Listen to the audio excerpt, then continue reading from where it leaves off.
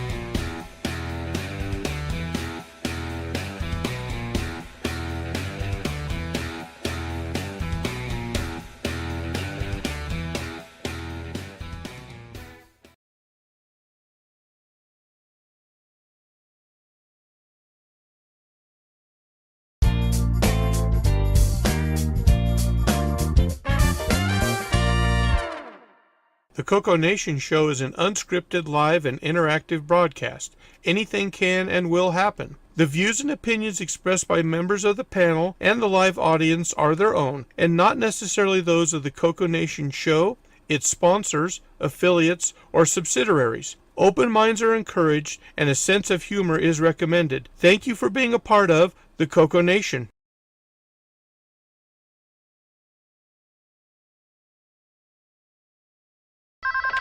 Radio Shack? Okay.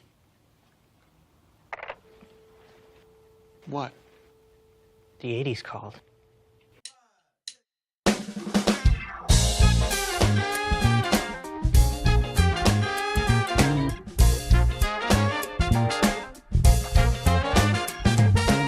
Welcome to the CoCoNation, the world's first live and interactive talk show featuring the Tandy color computer and its hardware cousins.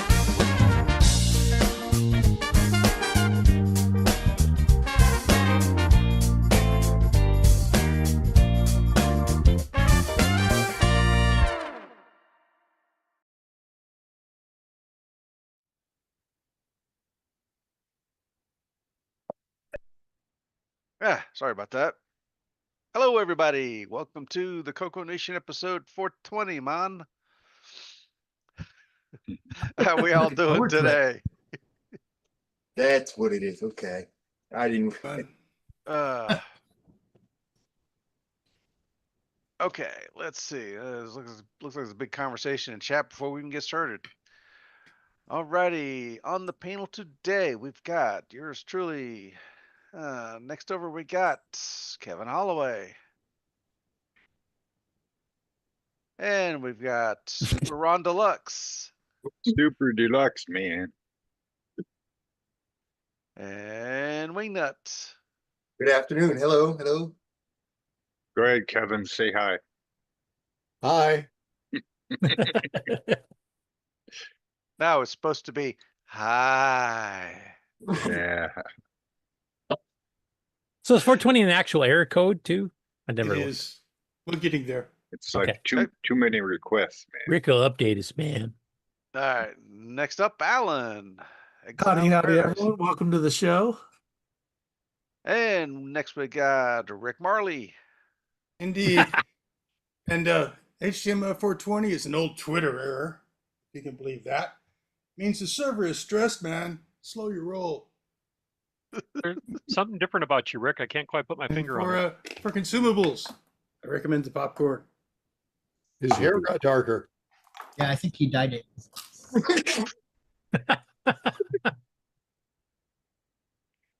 Best show ever. Well, just cut it there, or it gets worse. Vegemite Cheetos or something. Double cheddar. Oh, next over we got L Curtis Boyle. Welcome to the show, everyone. I think. Oh, this was already off the rails. All right, Marco is the next one. Gentlemen, man, glad to be here. Ah, good job. All right, Ken Waters.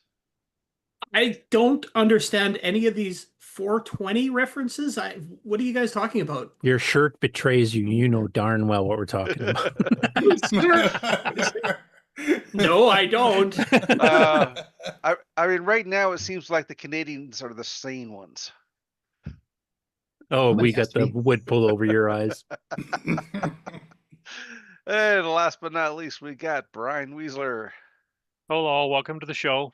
And unlike Ken, I really don't know what this error that you're talking about is. Okay. No, you probably have two of them in stock somewhere, though.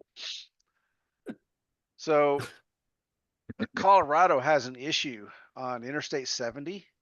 Mile marker 420 keeps getting stolen. Oh, right. So they had to replace it with a mile marker 419.9. Nice fix. But then they start putting snacks on it, so they stole it again anyway. Let's see. In the chat, we got Kevin Holloway, Exile in Paradise, Brian Blake, Michael Zwiffle, Jim Rye, Wayne Campbell, 60, Canadian Retro Things. But no Marco. Chong, man. Chris Dries. Did I say him already? Yes, I did say him already. Tom Eric Gunderson, J.E. Jones, William Mathing, Wayne Campbell, David Lord, Ken Wilmot. And that gets us caught. Oh, 8-bits in the basement. And that gets us caught up. Let's see. First up today, project updates. Change my screens, turn that off, turn that on, and Rick, you're up. Too hot, huh? Too polyester. Too flammable. Try And too, wool. and too dark. Yeah, don't take your shirt off, okay? Yeah, the sunglasses No, that's an didn't awesome really shirt. Leave that help. on.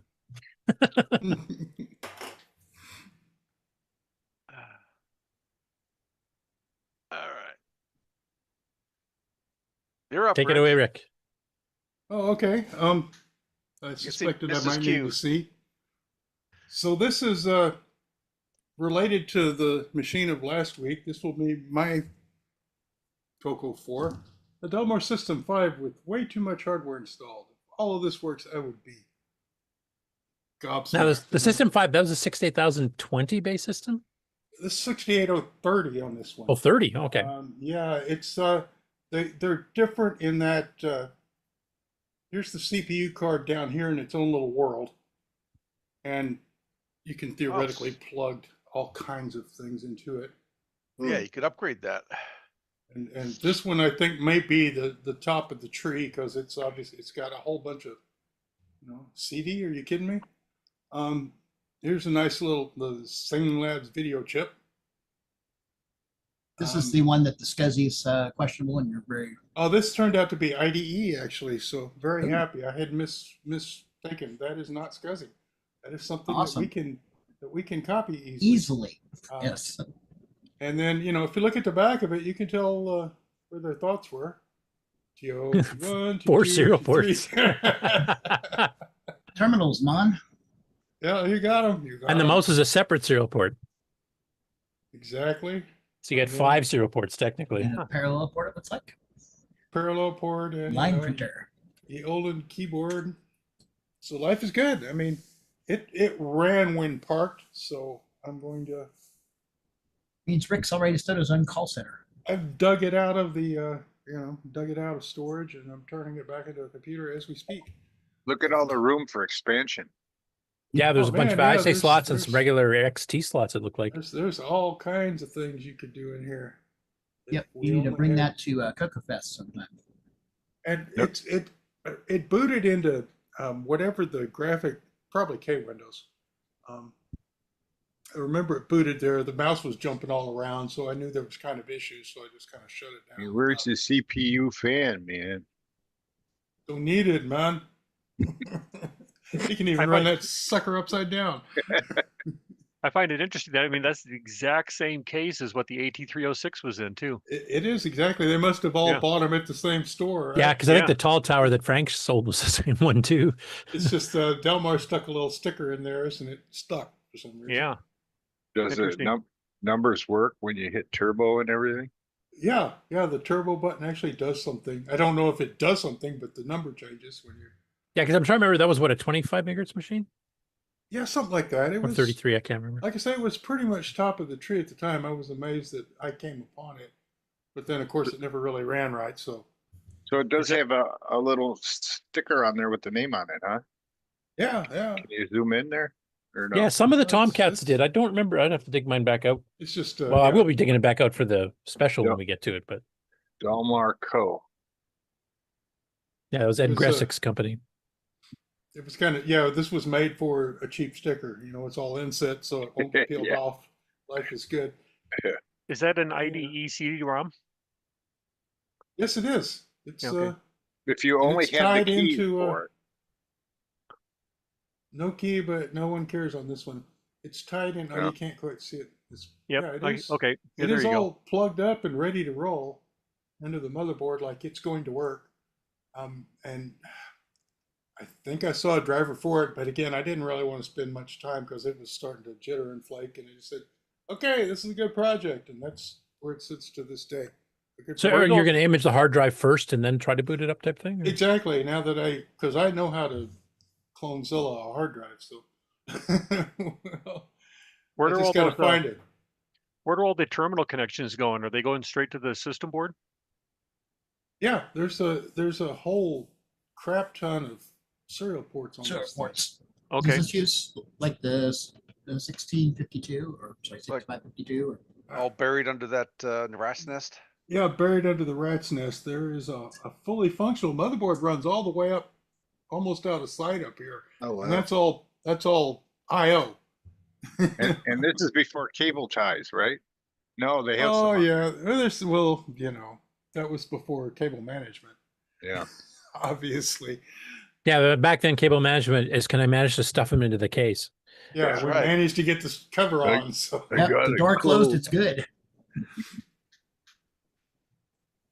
Yeah, I'm really curious to say now, just to give an update to everybody, we're trying to get set up this CoCo 4 episode, and we're trying to find people that have all the different various CoCo 4 models.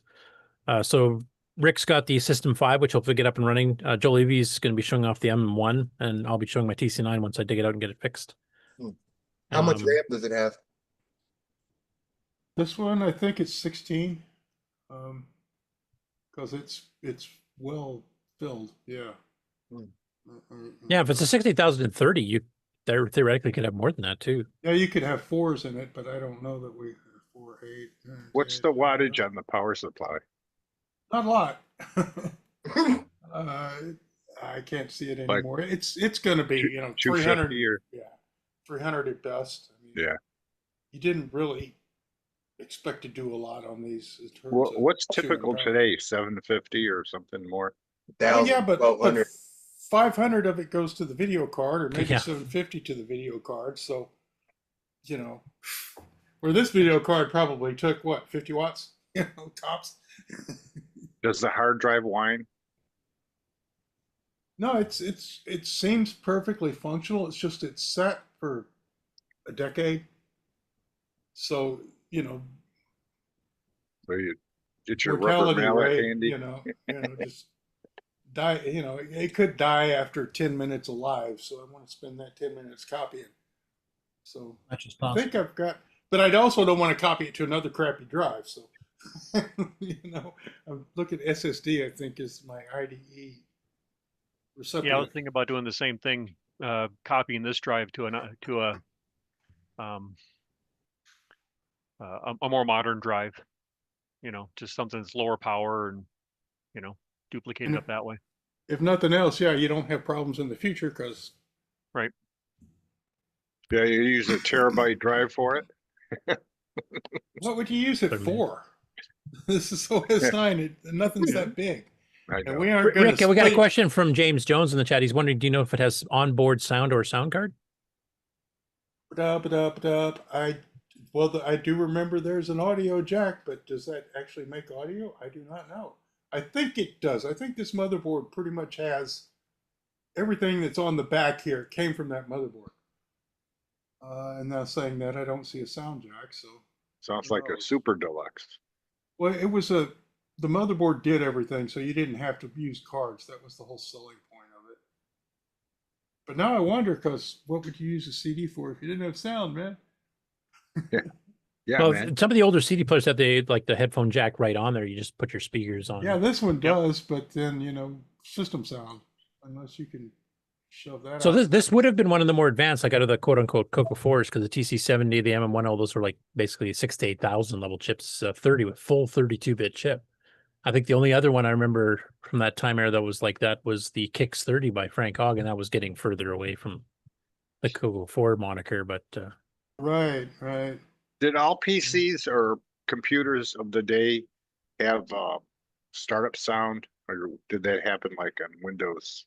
you used to have the post beeps. They would beep so many times to tell you if there's an error, or it would just boot. Yeah. Like, But I don't remember no what they were, but like music, post right? 3 short beeps, your keyboard doesn't work or something, or keyboard not detected. Something like Right. that. I don't remember We the were- exact ones. We were all good at figuring it out, too. Mhm. Bloop, bloop, Curtis, blop. I got to pull this cable yet.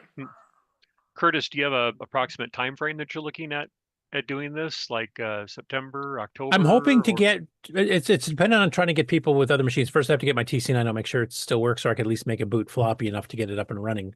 I know the hard drive's dead. And then I wanted to try to find people that have a TC70 M1B. Am I missing any of the CoCo 4s?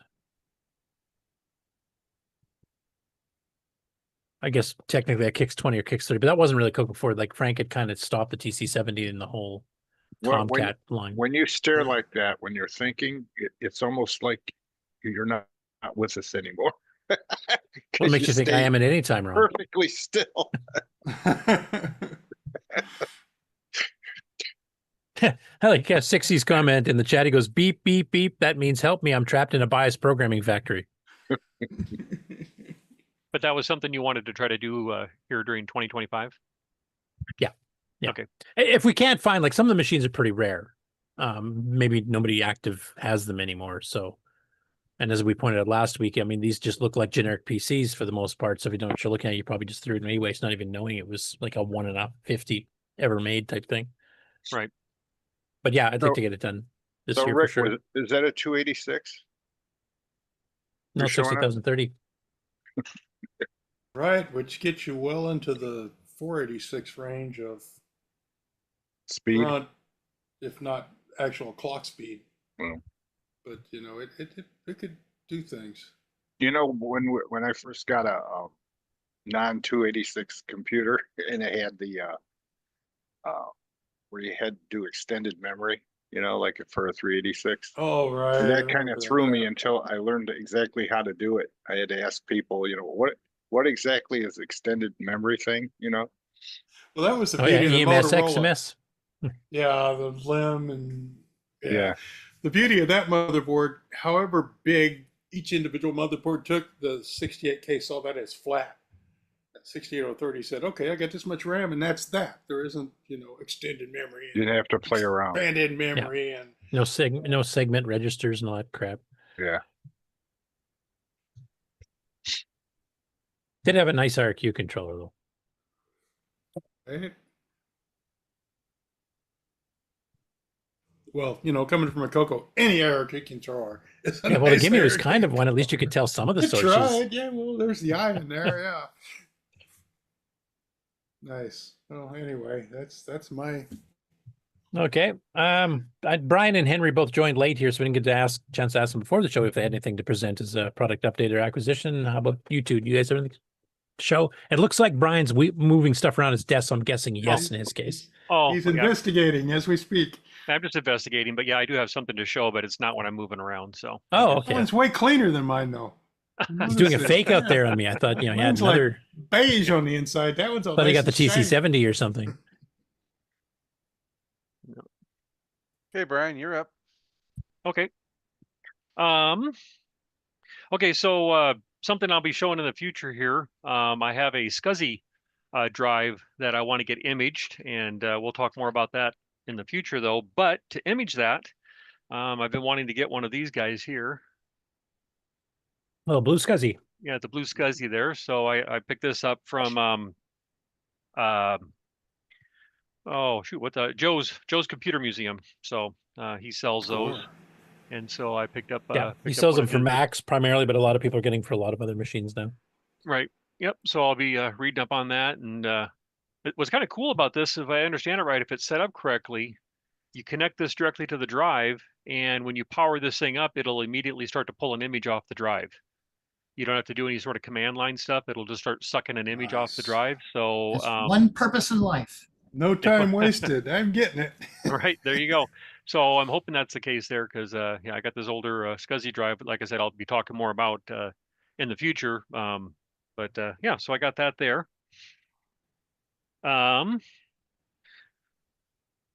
This isn't every copy of it though, but the other thing I wanted to show you is I got some of the newspaper copies of the Rainbow. Oh here. yeah, it's the last part of Rainbow's entire run. Yeah. So this is what we've got here. Looks like March, April, May, June, and July of '92. So of the paper version of that. End of an era. Yep. Yep. Sadly. So yeah, Lonnie cheaped it out as much as he could to keep it going, and it was one of the longest running dedicated to a single machine. Right. At least they were color. Yeah. Yeah, he definitely in color. Yep. That's when we actually finally started advertising. Nitrous 9 was in the newspaper stuff. It never got into the actual glossy magazine. The actual Rainbow itself, yeah. So, yep. So I picked up that. And then just the last quick thing I wanted to share. This is something I've been searching for a long time, only because I remember seeing it in the Radio Shack store. And I always wanted to get one, but I don't know why I never did. I shouldn't say they were terribly expensive. But I never did get around to buying one, and then I've been looking for one. It's not in super great shape, but I think I'm going to go ahead and restore it though. But that was the monitor stand that Radio Shack sold. Oh, so, yeah, it fits the CoCo right underneath. Yeah, yeah, with room for the cartridges to come out and everything. Yep. So it does have it's a little rough here in this corner right here. And you can see here this is Well, kind of a that, little. that goes to the back, That's doesn't it? that's something somebody should remake. Clone that. Yep, I've thought about doing that. So Yeah, that might even work with like one of the flat Amigas or something like that. Like what is it? The 500 has the keyboard built in. 600. I can't remember. Yeah, and then also I think the what was it? The AT 1000, the Radio Shack's Tandy 1000. Yeah. The one that looks like a big Coco, almost like I think that fits nicely underneath here as well. So, but yeah, you can see here the legs a little neat. So I'm gonna sand it down and see if I can't match the color a little bit there and paint it up again and make it look new. So Actually, somebody with a laptop and an external monitor would be perfect also. Yeah, because the because the CM8 and a floppy drive would sit plenty of room right on top of this thing here. It's nice and wide. So anyway, those are the two things I wanted to share this weekend. So, but hopefully in the near future, I'll have some drive stuff to share with you guys and expand on that. Okay. In the chat, J.A. Jones is asking if you want another one. Oh, yeah. Sure. You bet. Yeah, Wayne Campbell says he used to have one of those. And check your mailbox today. Check my mailbox today. You may have another package. Oh, is it who's oh, okay, yes. the postman's not there yet, and okay, I know what he's alluding to there, so we'll expand on that next week. So Michael's wife, I think it is, says yeah, it works for the Tandy 1000 HX and EX. HX and EX. There we go. I couldn't remember the two letters there. Thank you.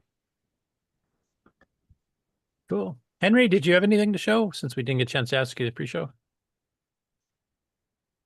Hey, I've had a difficulty getting connected today. I was trying to use a new tablet. It's a Galaxy that someone gave me. Was it a 420 error?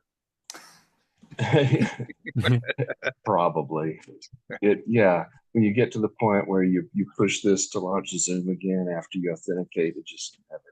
So now I'm on my phone, and I'll wait till next week and demo some stuff next week. I think I'm just not well connected today. I'm in an undisclosed Starbucks near the Appalachian Mountains. Actually, you're coming through okay. It's you're losing the video at this point. Yeah, I'm gonna wait a week. Thanks anyway. I'm sorry I missed whatever Rick was doing earlier. I'll watch it.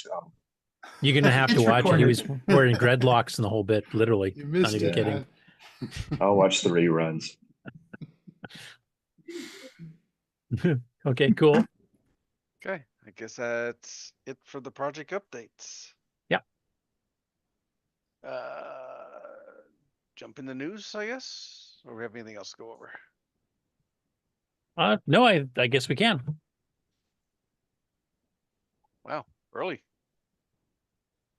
When you want the latest in TRS-80, Tandy, Dragon, MC-10, and all of their hardware cousins, no matter what it takes, or where news breaks, from around the world to your nation. The CoCoNation News with L Curtis Boyle.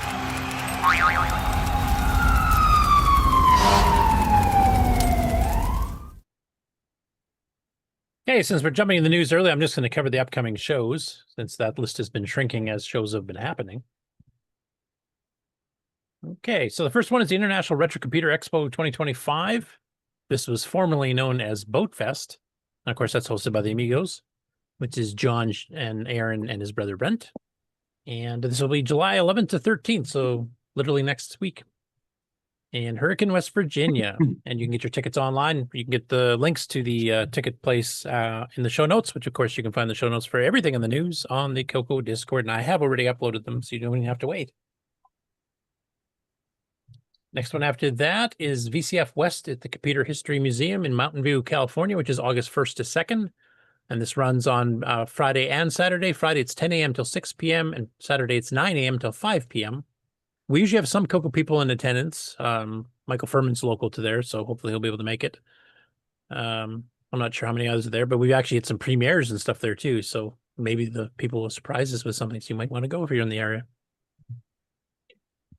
And then after that, we got the big one, VCF Midwest. And this is on the super duper weekend when there's like 3 shows all simultaneously. So you have lots of choices depending on whereabouts you are in North America. So the main one, though, is the big one here, September 13th to 14th at the Schaumburg Convention Center in Schaumburg, Illinois, the former home of the very first Rainbow Fest.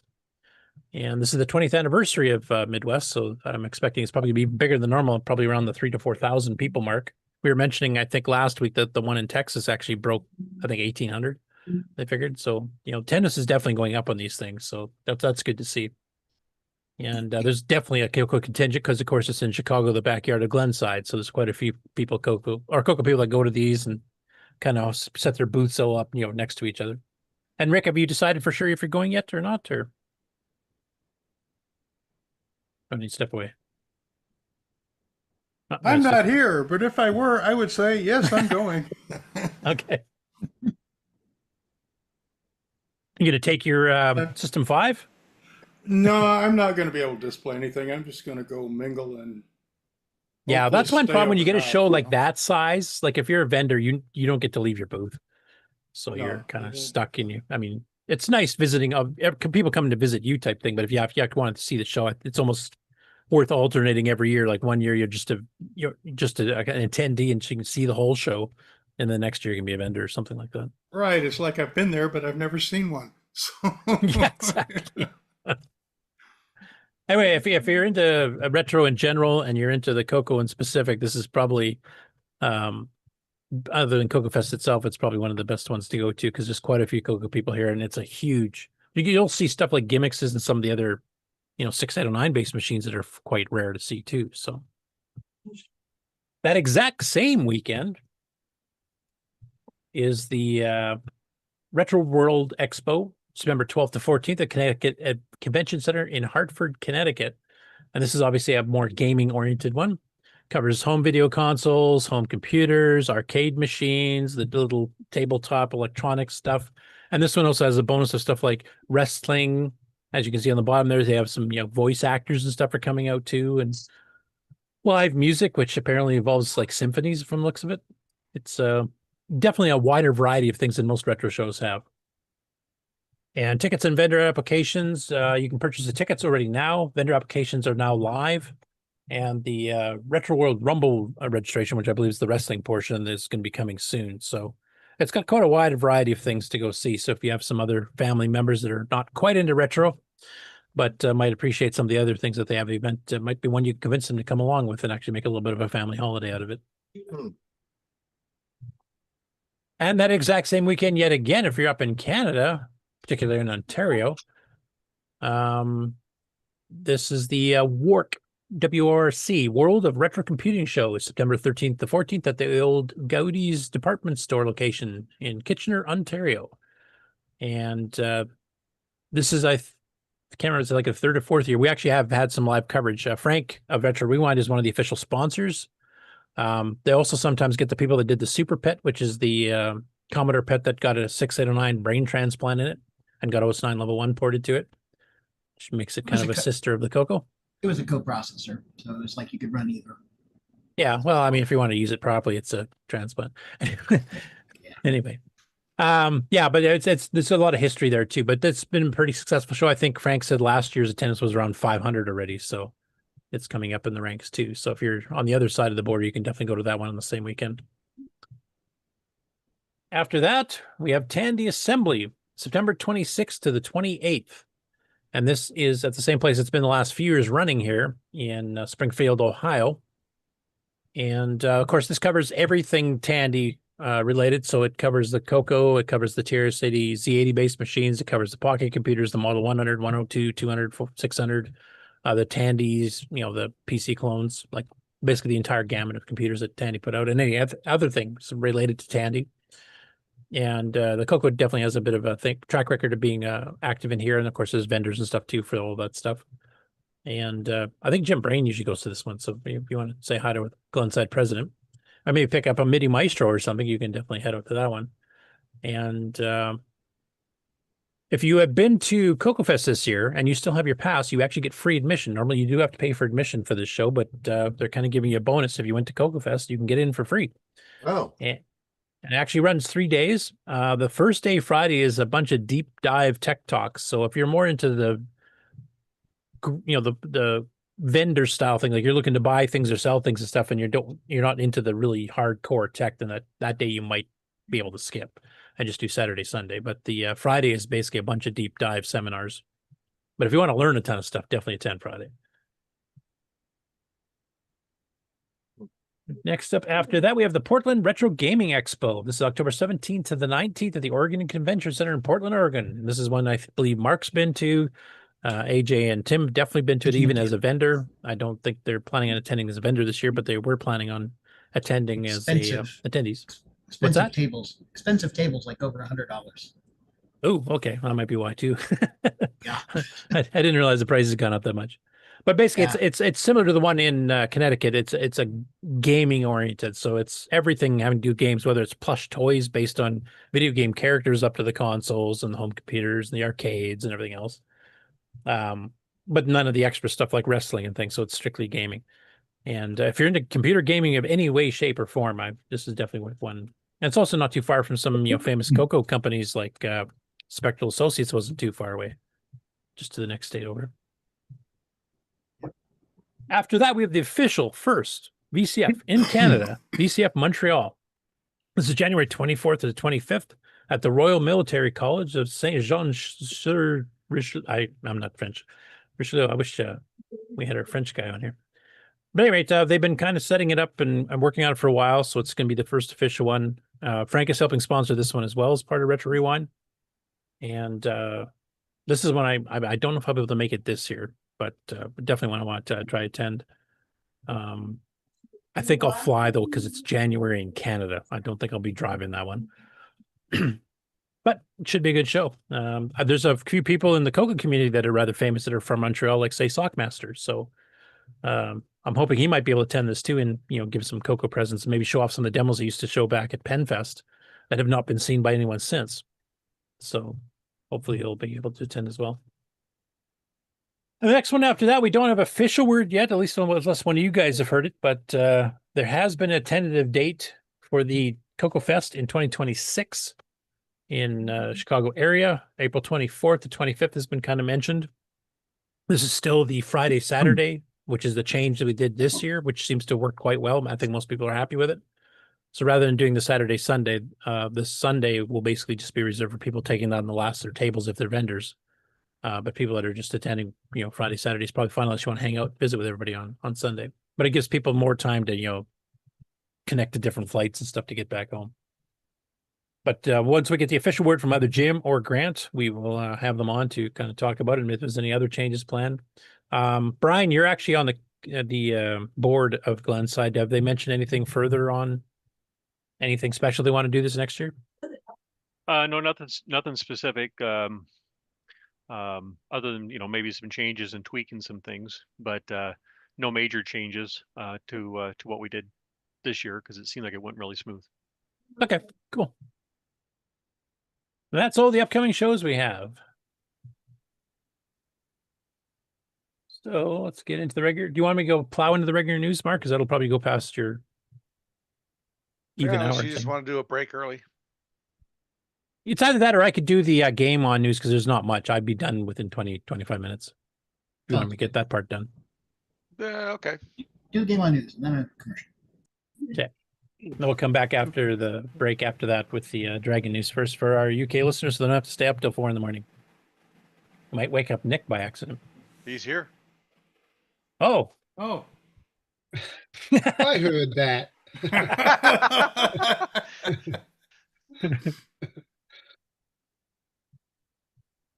All right, so what little game on news we got here? So the first one, scroll down, there we go. RetroGamingLoft on YouTube did a couple of gameplay videos, long play ones basically. So he did one here, almost 14 minutes of the CoCo 3 version of Shanghai, the one that Rick Adams wrote for Tandy and Activision. And he actually plays it all the way through and wins the game. So you actually get to see the little dragon. Now, for those of you who've been following our show for quite a while, you'll know that Rick really, really wanted to fit the entire full screen dragon that the Amiga version had into the cart, but he just couldn't get it to fit, and they wouldn't let him use a larger size cartridge. So he's actually been working, and I think he's completed, actually, I think a more modernized version of it with the full Dragon now in it. You can run from disk that I think's on his website, if I remember correctly. So if you want to see what the planned Dragon was, I'd go grab that copy. But if you've never seen the game being won, and it's sometimes impossible to win and sometimes hard to win, definitely check out this video. I won't bother playing it here because I think most of us have seen Shanghai a lot of times. And then he also did a Demon Attack on the CoCo. This is a CoCo 1 and 2 game by Magic, official port, which is a good game. It was actually really famous, I think, on the Atari 2600 first.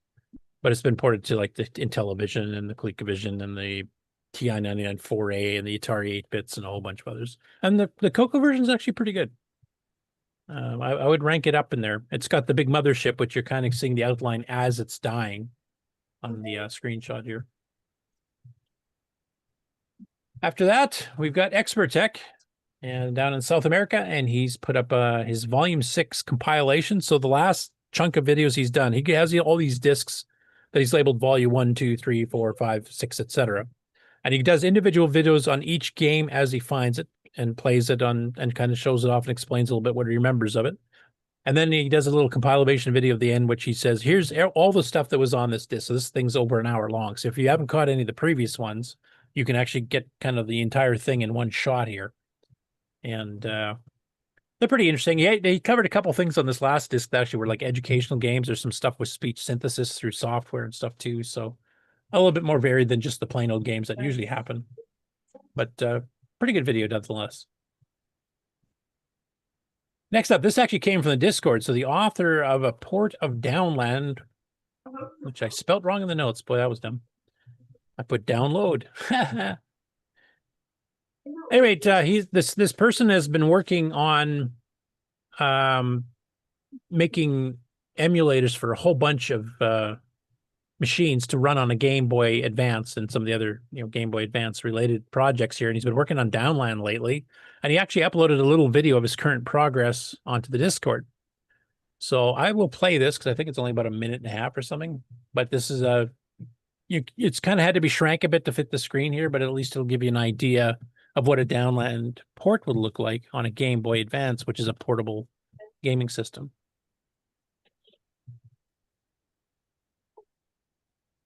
And it's a little bit compressed because I think the Game Boy Advance screen's a little smaller than the CoCo's. But he's got the sound effects pretty well dead on, like they're digitized samples from the original. The artifacting. But you notice now it's shifting the screen scrolling, which is a little bit different from the CoCo version if you're used to it.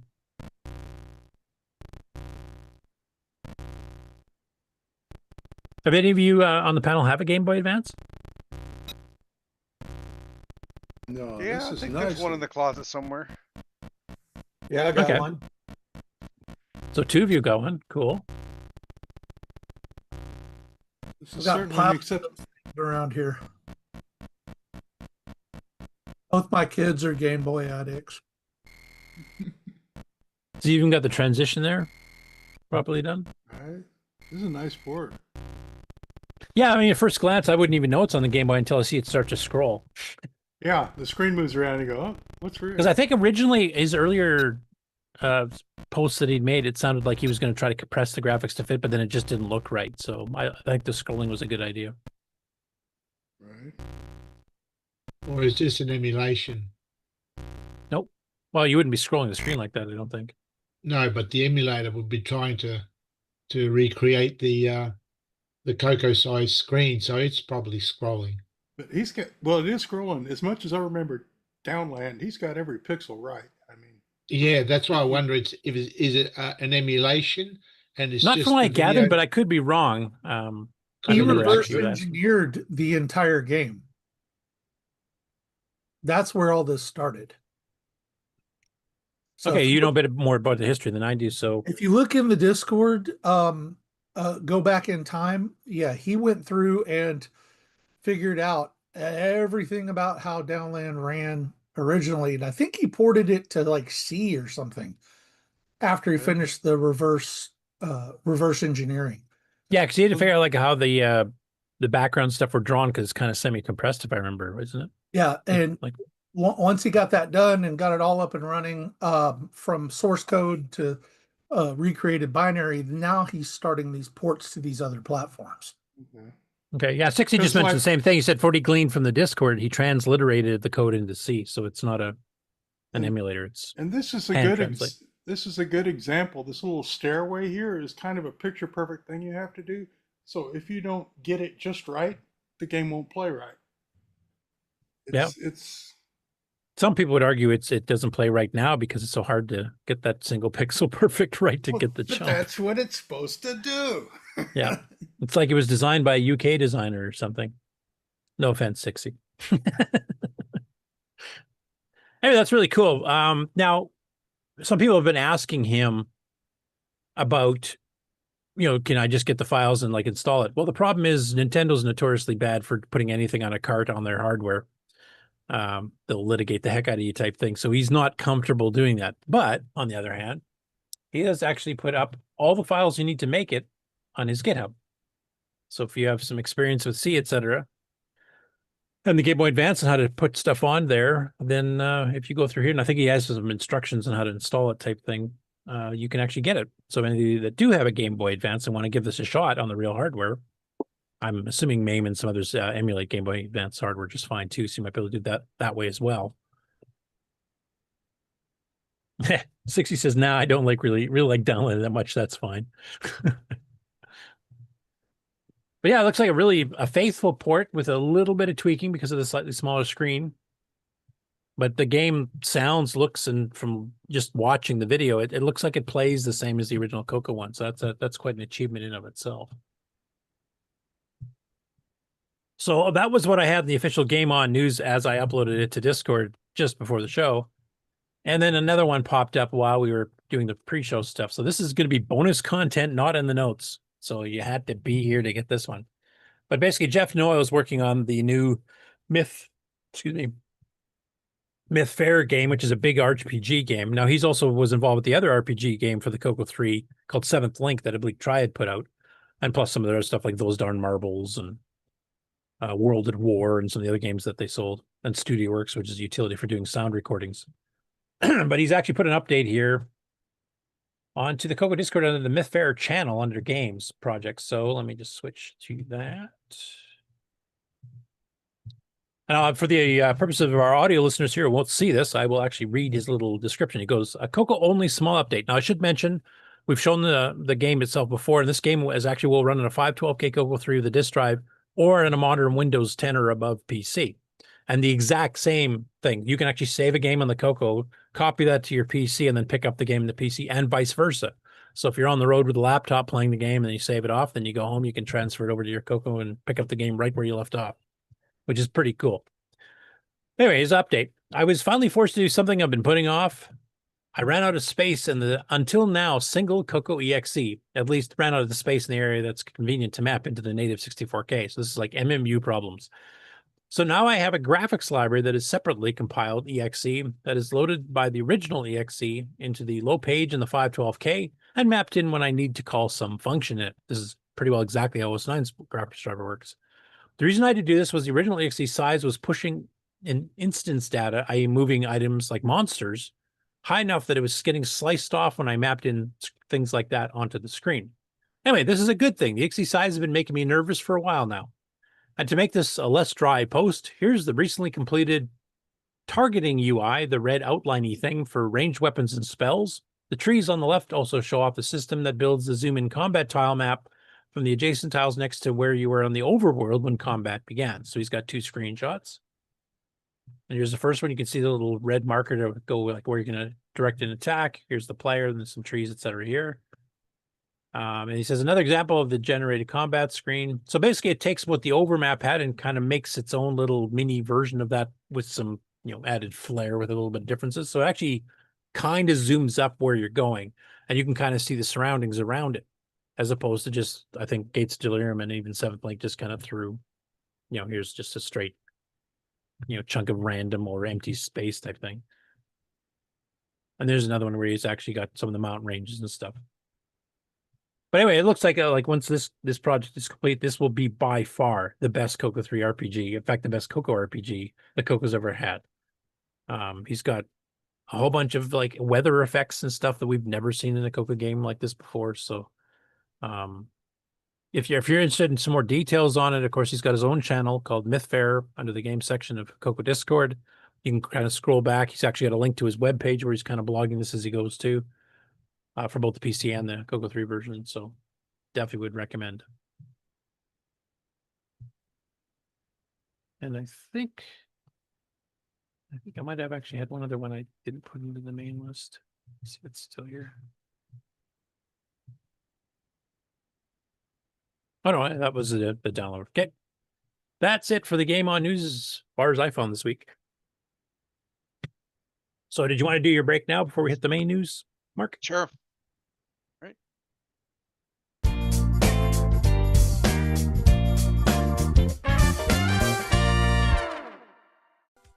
Hello everyone, it's your good buddy, your good pal Amigo, and joined by that dastardly The Brent from ARG Presents. You're watching CoCoNation.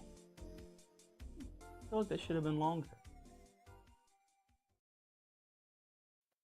The CoCoNation show would like to thank the following patrons: AC's 8-Bit Zone, Alex Gayer, Alan Huffman, BoysenTech, Brendan Donahue, Brian Walsh, Brian Weasler, Kieran Ascom, Coconut Bob, Daddy Burrito, David Ladd, Derek Smithson, Diego BF109, Don Barber, Eric Canales, Frederick Segard, Glenn Hewlett, Graham Wabke, Grant Leedy, Henry Gernhardt, Henry Strickland, Jason Warrens, Jim Mullis, Jeffrey Drywater, Justin Larson, Ken Reichard, Patrick Euland, Paul Fuscarelli, Paul Shoemaker, R. Allen Murphy, Retro Tech Time, Richard Harding, Rob Inman, Rocky Hill, Steve Bateson, Tech Dungeon, Terry Trapp, TJB Chris, Tom C., Tom Gunderson, Tom S., and William A. Thing. Thank you so much, patrons. If you would like to support the CoCoNation show, sign up at patreon.thecoconation.com. Hey everyone, I'm TJB Chris, and I'm watching the CoCoNation live show, and so are you. And probably shouldn't be pointing that thing at you. Enjoy!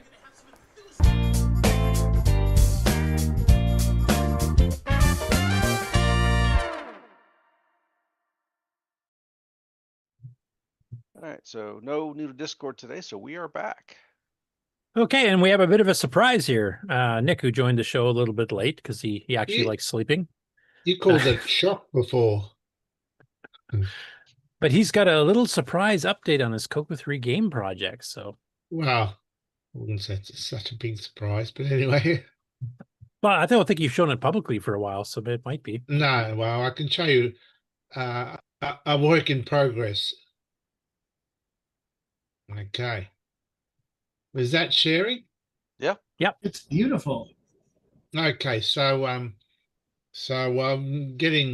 working very slowly on it, but it's slowly getting there, and I'm gradually adding more of the little pinball, whatever you call them, gadgets and stuff on screen, and building up the graphics, so it's starting to look a bit more interesting. So I like that the ball is so big that it doesn't fit between the paddles. That's my kind of pinball. Yeah, actually the practice mode. Well, that's right. That's for people who like big balls. But anyway. Oh, jeez. Hey, it's You've been listening feature. to too much AC/DC, man. So anyway, that's it there. I don't know if I had the high score display up and running last time. So it tracks 6 high scores. And I've also got, because no one reads instructions, and you don't need a lot of instructions in pinball anyway, I thought I'll actually display the instructions on the title screen as to what buttons to press. So that's it. Yeah, because this will be a keyboard only game, right? Like you're not supporting joystick? Keyboard only. And I've got a set of keys which I'm happy with now, as far as well, there's a few options that people can choose just to make it more comfortable. So anyway, here we go. I'll just start it when I actually click on the right window.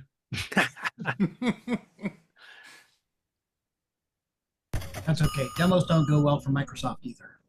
No, that's right. Luckily, mine won't blue screen. Oh, I like the So wood that- finish you did on the outside. I hadn't seen that I'm before. trying either. trying to make it woodish looking. Yes, I had a joke there. 70s but I won't pinball, say it. Yeah, it's gotta we'll be skip wood that grain. joke, Nick. That's right. Yeah, that's. We haven't had So- enough of 420 jokes already. That's okay. Well, we That's were all trying right, to yeah. slide past the woodish one, but it didn't work. That's it. Okay, so I'll launch the ball. I've got a tilt option in there. That's what the little tilt light is, which I'll see if I can demonstrate. Oh, yeah, there's a whole extra thing on the side here. I see numerous new things, actually. Whoops. There we go. Extra coming up. Well, it's not an extra. It's a ball return. Oh, just made it. Did you tilt that to get that to move?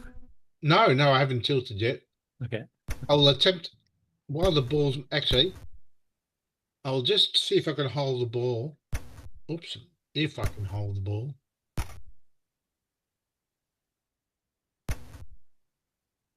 All right, I'm going to try. Well, I'm going to try shake the machine. So there's a bit of a shake effect. Okay. Does that show? Yeah. Not really. Ball- We hear the sound effect. The ball rocks when he hits it. Yeah, it's a very It's quick kinda- shake, which I don't think the bandwidth is coming. Yeah, because actually the whole there we just saw the screen shift. Yeah, I saw it briefly. once. Now, So you're shifting the screen like you're shaking the whole screen. it's Then when just you tilt. shaking it left and right, and also the longer you hold the tilt button, the space bar, it'll give a harder push. But if you hold it for too long, the whole It machine. does, you die, it all does. That's right. The machine shuts down for a second so that you lose the ball, and all the bonuses that you achieved get switched off as well. I'll do it again while it's playing. See? Yeah, I'll I hold did it see it down shake a too couple long. times there. There you did too long. Too much. Yeah, so that's the- like real pinball. What, that the ball gets lost? Yeah, It the is for walk of me. shame while it slowly rolled down the dead table Yep. to the bottom. Yep. and all your That's the friends way I laughed at play. Yeah. I did notice, Nick, though, that the ball seems to have more of a linear acceleration now too, as it's Yeah. descending. That That's looks looking good. good. It's getting there. It's not perfect, but it's getting there. See if I can light up some of these targets. There's one. That thing in the middle, what do I call it? The Yeah, magnetron. That works. Oops. Oh, I thought it would have been. This is like real pinball. You forgot to push the secret ball return when lit button there. Yeah.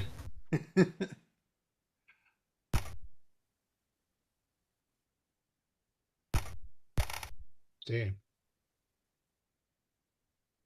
Oh, just about Yeah. lost it. That's good. That's good. Oh, that was a good one. That was nice. There, Nick's personal high score just achieved. That's, yeah, it is pretty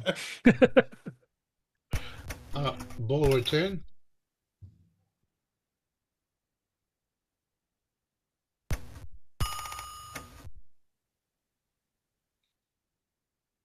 I could do this. Oh, one more. Oh, that counted? Ah, damn it. And I there lost it went. straight away. Ah. That's my move. That's a real So- pinball machine right there. Well, for a second, you saw this gadget in the middle of the screen light up. That's the magnetron I was trying to show. And when it's on, all scores are doubled. But if the ball moves near it or inside it as it's going Actually, through. Nick, start the game again. Can you pause? Oh, yeah. Just to show them what you're talking about, because we're just looking at the high yeah. score thing. All right, I'll try pause it. Right, this thing up here. So Okay. when the ball passes through it, when it's on, it deflects it, depending on these round circles change color, and it spins round and round. So as the ball goes through it, or over it rather, it attracts the ball in the direction of the lit circle. So it makes the ball curve. And that could be good, that could be bad. You could use that to try deflect it into the targets where you want it to go, but you've got to get the timing right. Of course, it could be so basically you'd have to like dangerous. trap the ball on your paddle so you have full control over it and then time it. The idea is to try to trap the ball so that you got some control as to when the ball is going to go through or over the magnetron, and that seems to work fairly well. So how did you get the name magnetron, and why couldn't you use the word? Well, it's a magnet. Neutroid in there. Because he finally has taste, Ron. Quit it. Because Don't poke the bear. Too many complaints. Don't poke the bear. That's good. Its full name is Neutroidic Magnetron. So, there. Anyway, I was hoping to show the magnetron, and I almost did. And I'm surprised you don't have a cheat key in there for testing. Right. I did a second ago. I turned it off just before, actually.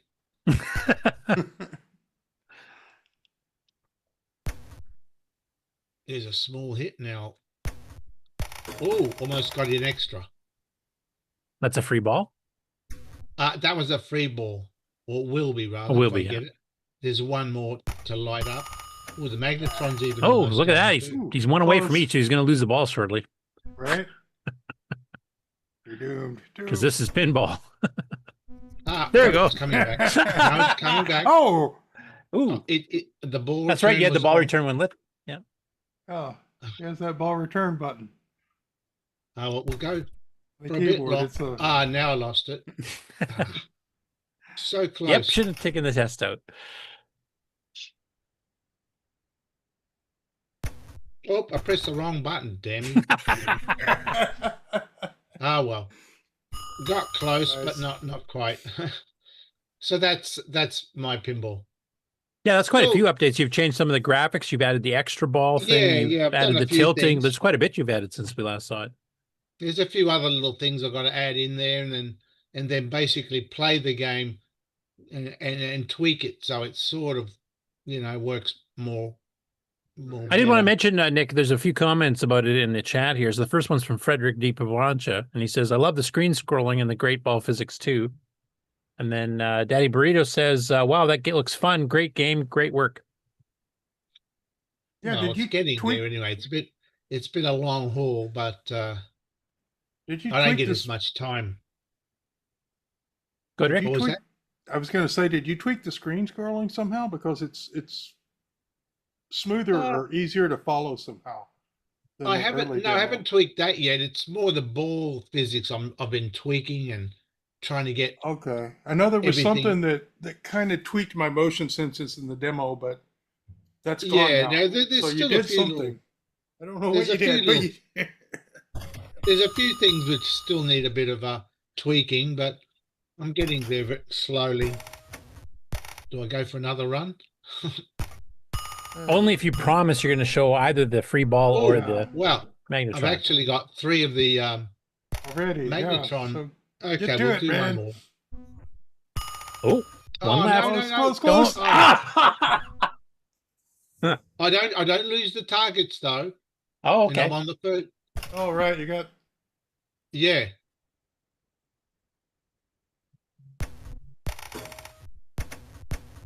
Damn. Well, if you keep doing that. straight down the guts. I don't like Now that. you know how the rest of us feel playing Neutroid. How I feel whenever I play pinball. No backhanded left flipper shot. Eh? Another one again. You That's need gotta that be a problem. backhanded shot so you can come right back over the left bumper and get that target. Trying.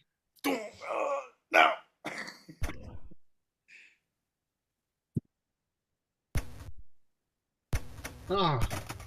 I got That's got to be a bug.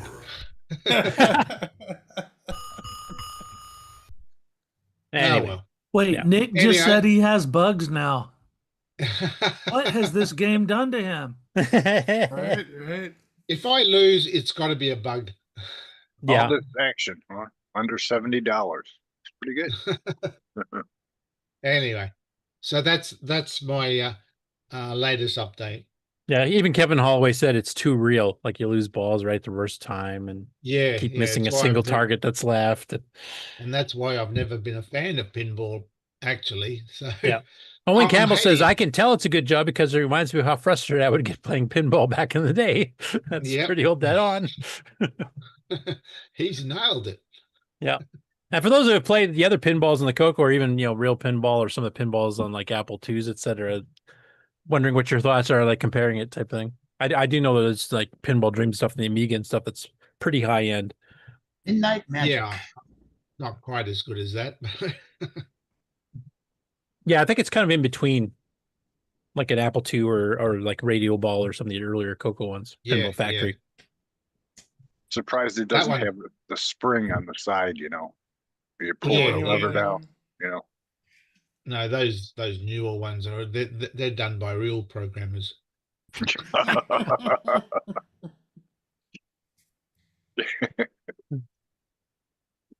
Okay, well, thanks for the surprise update. It looks like you actually got a fair bit done there. Yeah. So can I go back to sleep now? Yes, you can, because the news is coming right back. Excellent. You can see Ken's already been asleep for a while here, so. Oh yeah. I see Kevin Holloway took a snapshot of my my screen. Yeah. At least you took the picture of me off. That's good. He's in your room there somewhere. Yeah, he's hiding behind your desk. He's behind you. He's doing the Friday the 13th game or something. Okay, so let's get back to the regular news then. And first coming up is Dragon News for our UK listeners so that they can not have to stay up to the hours that, Nick wakes up to get on the show.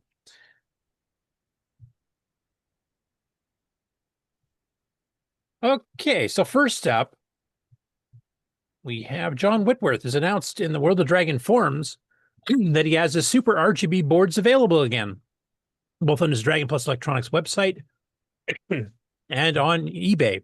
And I think eBay uses to sell to some other countries and stuff for the most part. And he also mentioned on eBay, he's also got the extender cables available again as well. So there's the original announcement on the World of Dragon, and we'll actually go to his website. And there you go, Super RGB 6X09, which will run on Dragons or Coco 1 and 2s. It's currently showing prices here in British pounds, but it's not too bad of prices here. And they also mentions here, please ensure you download the latest version of the manuals, guides, and software, which was updated June 1st, 2025. So, just over a month ago. It supports both the regular VDG and the lowercase t1 VDG chips. And then you got several options of getting it if you want with a DIN 8, without a DIN 8, with a breakout board, without the breakup board. And it's been a while since he's had them on sale, so this is actually kind of good for people to come and grab it, basically. So, but it gives you a nice, clear RGB output for Dragons and Coco 1 and 2s. And for those of us who are used to how crystal clear the output on a Coco 3 RGB is, that you can now get the equivalent of that on your Coco 1, 2, or your Dragon 3264. So that's pretty awesome stuff.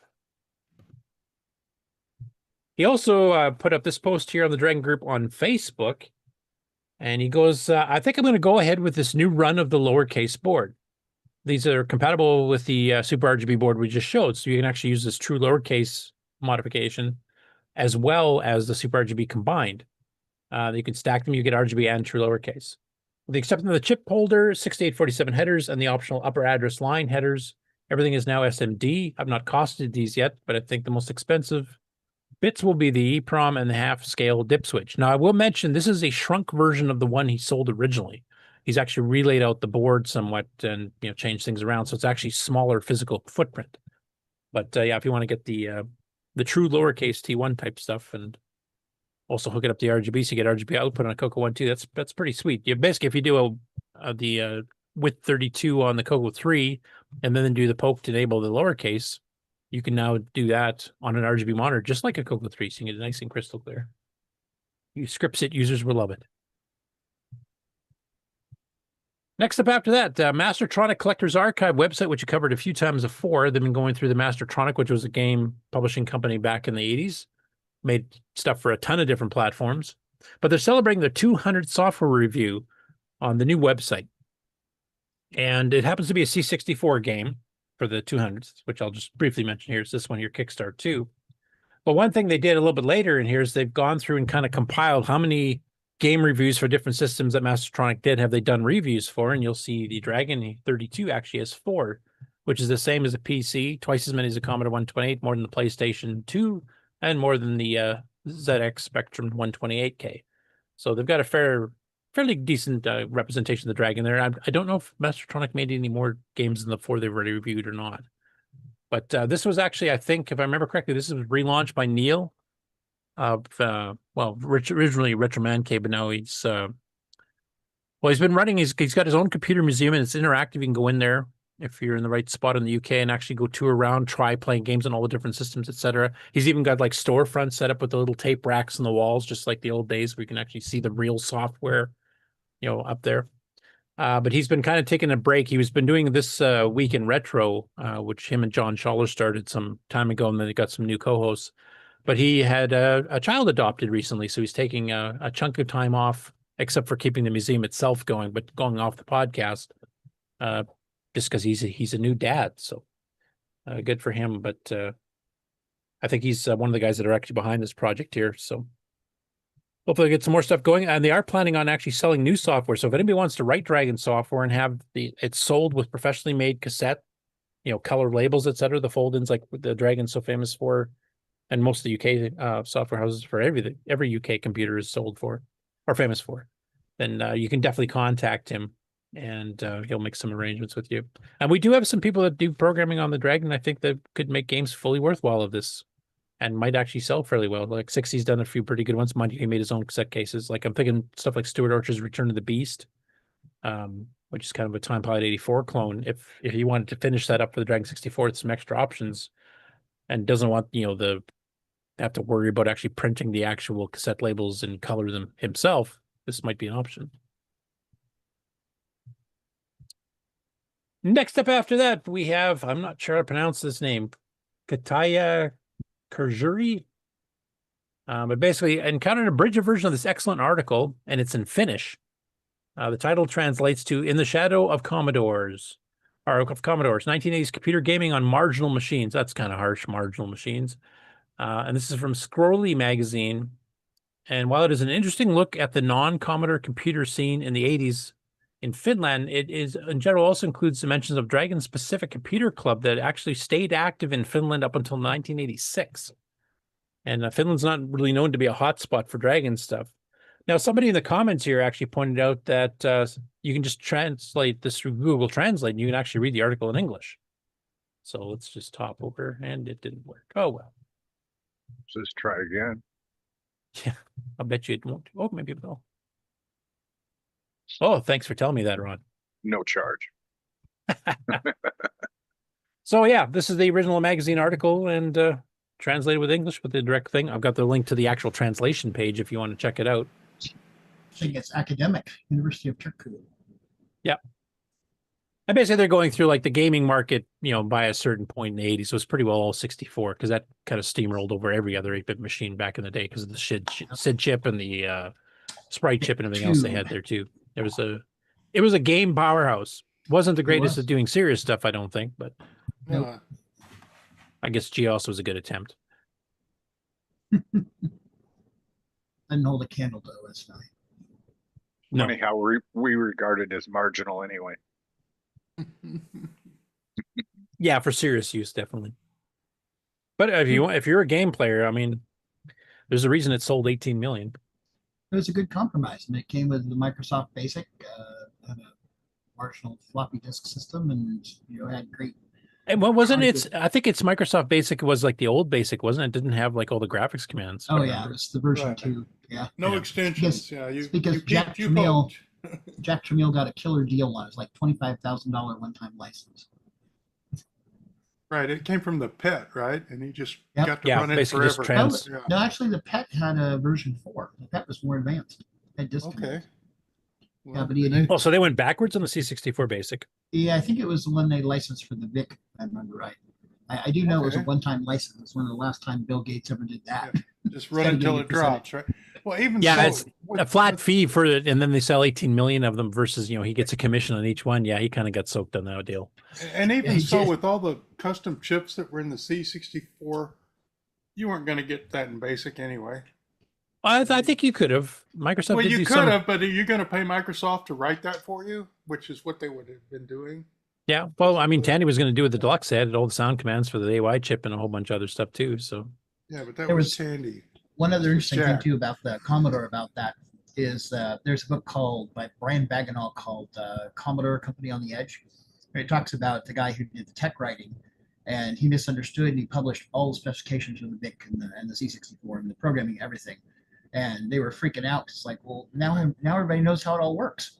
Well, as it turns out, nobody could clone the thing. I mean, and Apple's easy to clone. Apple II is all off-the-shelf logic, except for the ROM.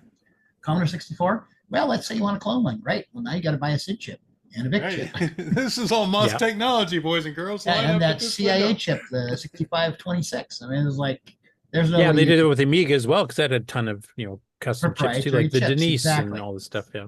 Yep. At that point, there was no way anybody could build a clone one. And So actually, no- that hit us too on the Coco 3. The Coco 1 and 2 is pretty well off the shelf, Yeah, but the exactly, Gimme chip off the was shelf. custom. Yeah, exactly.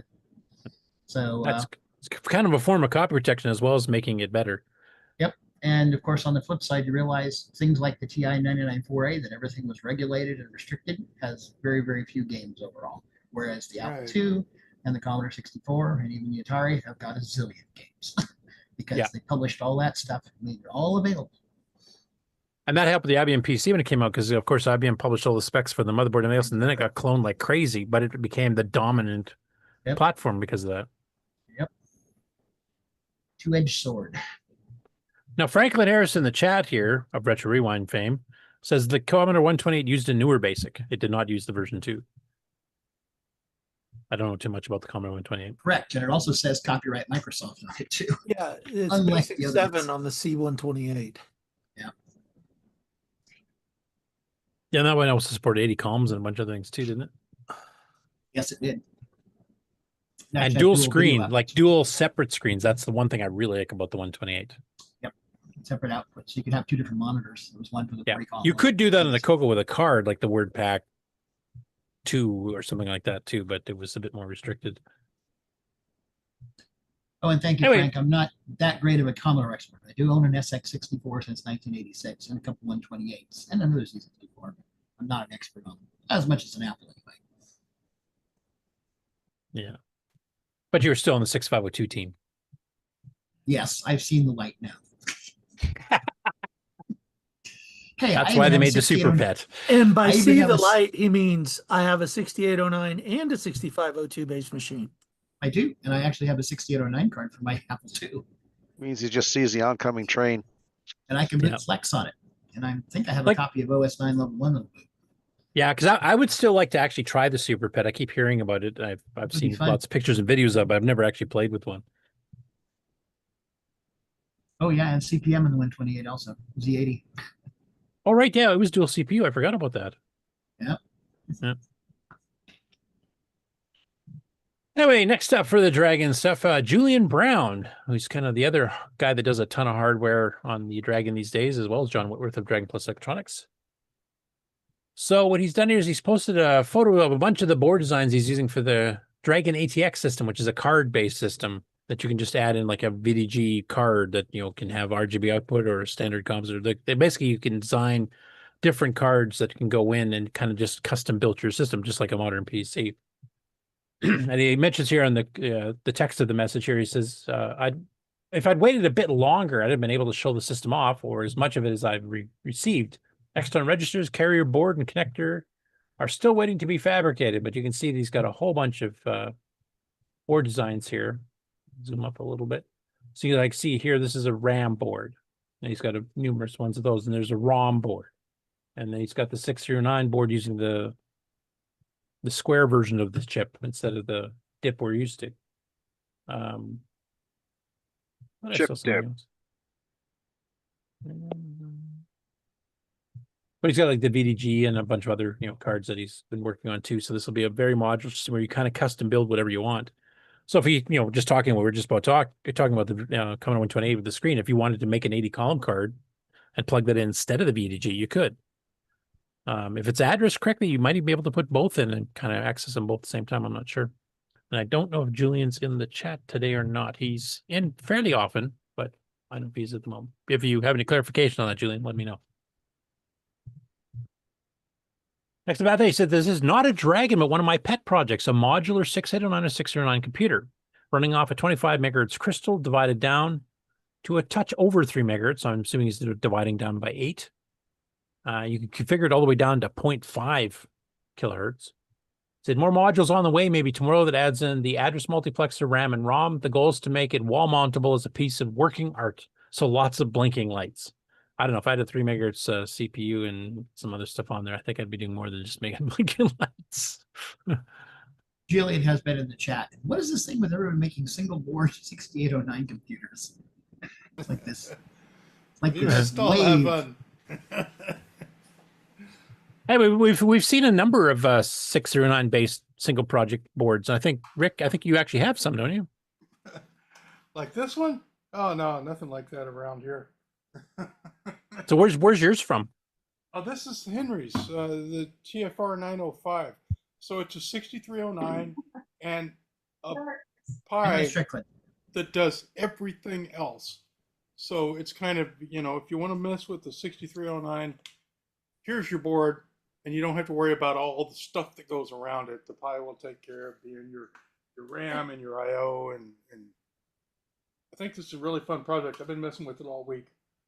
Yeah. The one thing I like about them, and I mean, we now have the capability on the CoCo of getting close to it with the Gimme X originally, now the Gimme Z, is getting the clock speed up to where 609 can actually run at full bore because it's rated for 3 megahertz.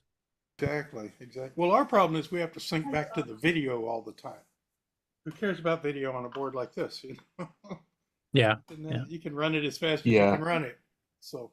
And on the board that Rick is showing you, I had a few goals for that one, but being the fastest was not one of the goals. I'll have another board that aims to be the fastest. What I did want is I wanted to have lots of GPIOs extra to play with. And so I'm doing more multiplexing of the 6809 signals onto a fewer set of GPIO pins on the Pico on this one. Okay. But yeah, we've covered some other ones. There's some other people that are actually on our Discord, or there's dedicated 6X09 CPUs group on Facebook.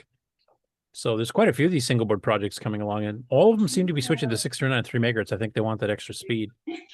Plus, they run cooler. But the Motorola bus is so nice. It's so easy to put things on it that it makes sense that lots of people would be able to come up with single board computer designs with different goals and have fun with them. Well, one I would like to see would be the multi-CPU stuff like the Fujitsu FM7 and 77 and stuff had. And Jim Brain, I think at one point had that dual card he was going to do with 512K. I think it was dual gated RAM with two 609s running at 3 megahertz on a little card that you plugged into the CoCo, and you can use it for like doing, sound IO or something like that separately. You just pass stuff over to that two 609s on that while your main 609 on the CoCo or 689 on the CoCo just did the regular stuff. Let's imagine OS 9, but with. Let's imagine OS 9, but instead of a RAM for each process, you have a CPU for each process. There we go. By the way, level 2 is currently set up. That'll be up to 32 processes. You'll need 32 CPUs. Right. Hey. What the TFR9 that Rick is showing you does let you experiment with, for instance, is different memory mapping unit strategies, because the memory mapping unit is in firmware. It's software defined. Oh, so you can make an 8K block MMU or a 4K or a 2K or. Right, and we can do all kinds of other IO that you would imagine. So I found out I've got like 100 in emulation. Got like 180K friend or OS9. Is that just a random number you picked, or is that a limit of the Pico? Or I'm sorry, 180 what? like 180K of RAM free on OS9 when it boots up. Which I don't know what is that like 256 for the CoCo or something? I don't know what it means, but So I'm still configured for the Pico 1 that has 256K of RAM. And so I assign half of that, 128K, to simulate the RAM of the running processor. But when we put a Pico 2 on there, which is what actually the one that you're showing is almost certainly a Pico 2. Yeah, it's we'll be doing that on the new ones now. Those have 512K of RAM in there. So I'm hoping we can assign at least 256K, maybe 300 or 400K to be the RAM of the vintage CPU. You know what I don't understand is what the term single board computer. Right there, it looks like there's two boards, and isn't a CoCo a single board computer? Yeah, you're right. There is another little board on there. Now, I could put those parts on the same board, but it's just easier for me to assemble them this way. But you're right. The whole single board computer is more of a cultural definition than a technical one, right? We kind of know what the best examples of single board computers are, and my TRF-9 is not the best example. The best ones actually have ROM and RAM and a crystal and stuff. So I'm pushing it onto one edge, which is really the edge of make it as cheap as possible, but also be able to experiment in the firmware and with software defined IO for things like memory management units. Plus the CPU reacts exactly like a 6309 because it is a 6309. Because it really is one. That's right. If you have any assembly questions, you can answer them here because you don't have to wait till Tandy Assembly to ask. Well, I mean, it's what the hardware is. It's not an emulator that maybe it's an emulator bug. There's a bug. You wrote it, boy. Yeah. Kind of reminds me of Marty Goodman's argument against 639 because he figured, you can't guarantee the chips will have this because it was unofficial and all this. And we're going, how complicated the chip is to make. And if you had screwed something up there, it would screw some of the 609 functions too. So what are you talking about? Right. And then he eventually came around. It's cool. He actually got some projects besides the ATX because he's been working on so many of this board. He's been showing off the VDG board and sound board and the RAM and ROM boards and all kinds of stuff. So this one kind of is intriguing itself here because just having a 3 megahertz and once you get OS9 port, you're running at full throttle 3. Any of those of you who've seen the Gimme X and the Gimme Z demonstrations when you're actually running at 3 megahertz, the difference that makes. Like Rescue and Fractals, for example, when you run that at 3 megahertz, actually looks like a proper 20 frame per second flight sim almost. What's cool is the CPU is turned, it's not even with the edges of the board. That's kind of cool. Yeah, Henry, from a design perspective, or Rick for that matter, what would be the reason for doing that? It just looks cool, or would there be an actual physical reason for doing it? The vertical height of the chip is therefore corner to corner, so it's taller turned sideways if you're thinking about traces running off horizontally. Okay, so it's more for the design of how the trace layout works then. It helps with your trace layouts. They aren't so compact. If you turned it compact, if you flipped it 45 degrees, then the chip's only an inch tall. This way it's an inch and a half tall.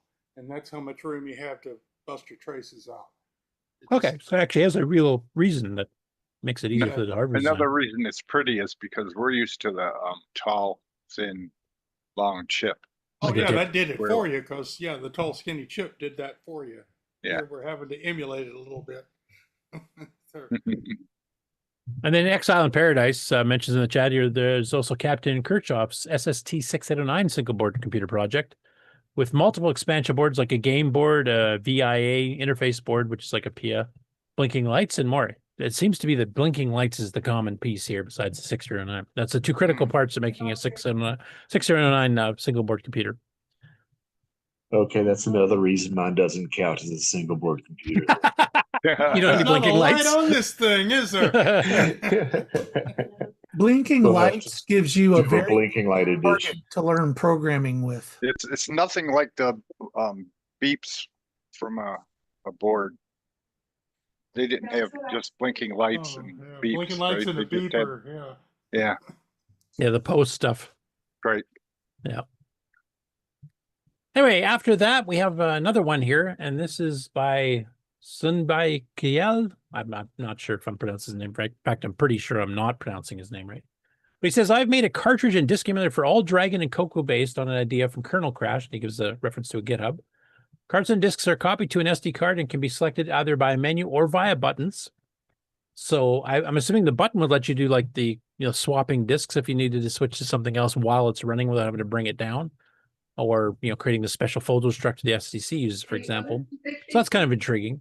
It enables cartridges up to 128K with different mappers, so it's compatible with the Robocop and Predator and Mini MU stuff that's actually on the carts itself. It emulates 2793 floppy disk controller, and you can use different disk ROMs that are loaded onto the SD card. The same SD card will work on a CoCo and a Dragon, so you can just have one card that does both.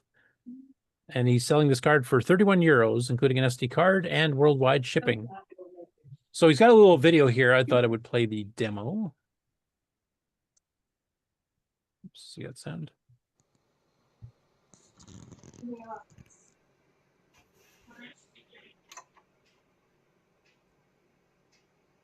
You can see it popped up a menu selector of some of the game cards and stuff he's got on this particular SD card. It's a bit louder than I was expecting.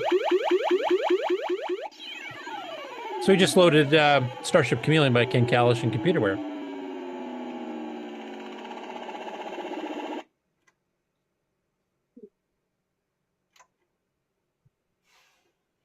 Yep.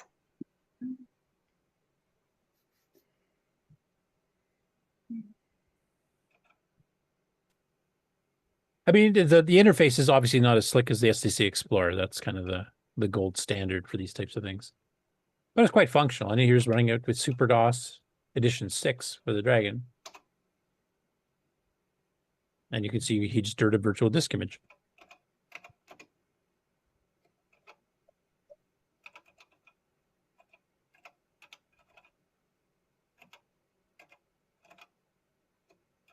And if I'm understanding correctly, the way the cartridges works is because you're selected from the menu, unlike the CoCo SDC. If you're trying to do cartridges, you have, 8 slots, I think, total, but you probably should leave 1 or 2 alone for SDC DOS, and probably just basic raw.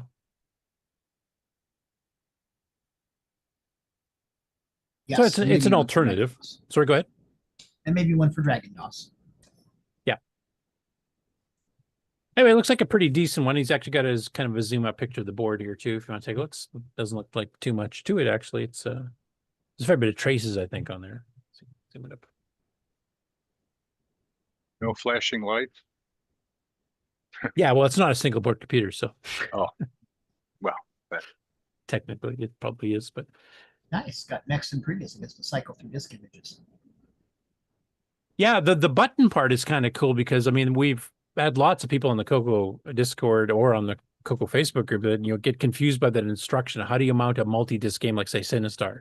Because they always go and mount the first disc, and then how do you switch discs? And you're supposed to hit the button. Well, if you've selected the file, the SDC has no idea what the next file is, so you can hit the button all you want. Nothing happens.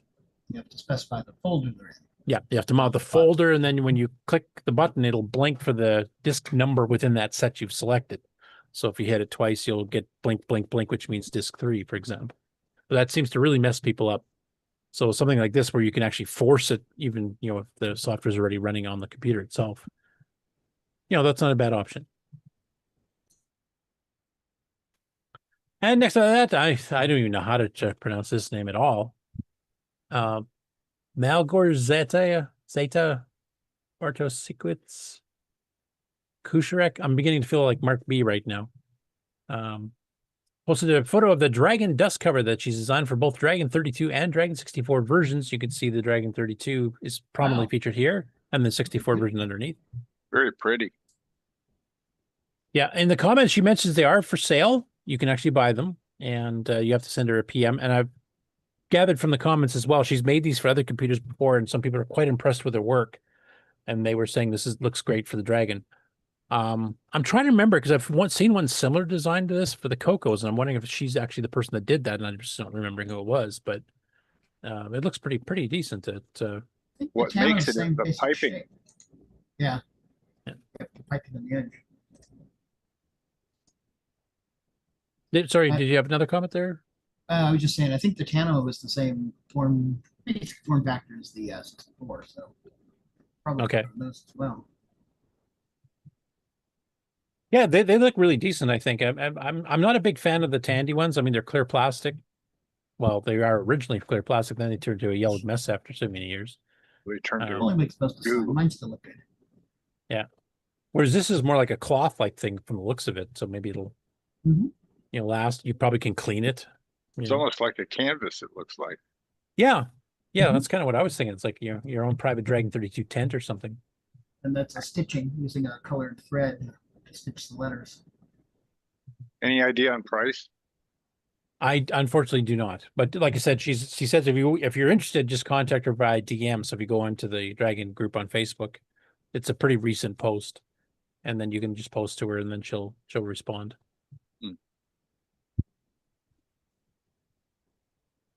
Next up, that Coco Town returns, and he's doing a deep dive technical one this time around. So this video is showing you how to use the MAME debugger with the original source code as opposed to just assembling on the fly, where you can link the source code file to running in MAME with the debugger so you can actually see it with your comments, with your labels and everything else, which he showed in the previous video. Now, before this video, he had not figured out yet how to get it to work with an MMU. So he was actually trying to track software, and the thing was getting pretty confused because it'd be jumping when the MMU changes and jumping back and forth between tasks, etc. And he figured out how to get that to actually work properly, so it'll display the actual code running depending on where the MMU is pointing at in that particular block of memory. So I won't play the whole thing because it's like 30 minutes and gets quite technical. But basically, he does get it up and running properly, so you can do that, which means you can even follow programs that switch between MMU tasks often, say on an interrupt driven, or maybe there's certain graphics they're grabbing from one part to copy to the screen or whatever it happens to be, but you can actually have it still trace your original code, even though the MMU blocks are changing under the program constantly while it's running. So really good tech deep dive there. Next up after that, we have Alan Huffman, and he hasn't actually written anything for the Coco recently. But in this particular article he put in his Subethel blog, it's about BASIC and how it generates random numbers. He's got some sample code, etc. But what he's trying to do here basically is figure out how distributed is the random. Like basically it's got an algorithm, it's pseudo-random. It's not really random. But he was wondering, like, if you do 1,000 of them, like how spread out it is exactly everyone, just say you're doing 1 to 10 for 1,000, like are you getting 100 of each exactly? And the answer is not quite.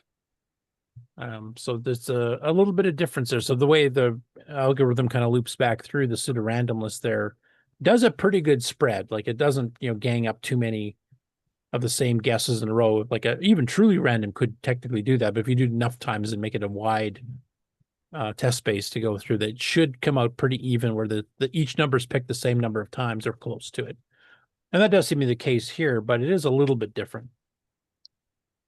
So it was a pretty good, interesting article. It's one of his deep dives into how BASIC itself works on the Coco using, the Microsoft BASIC.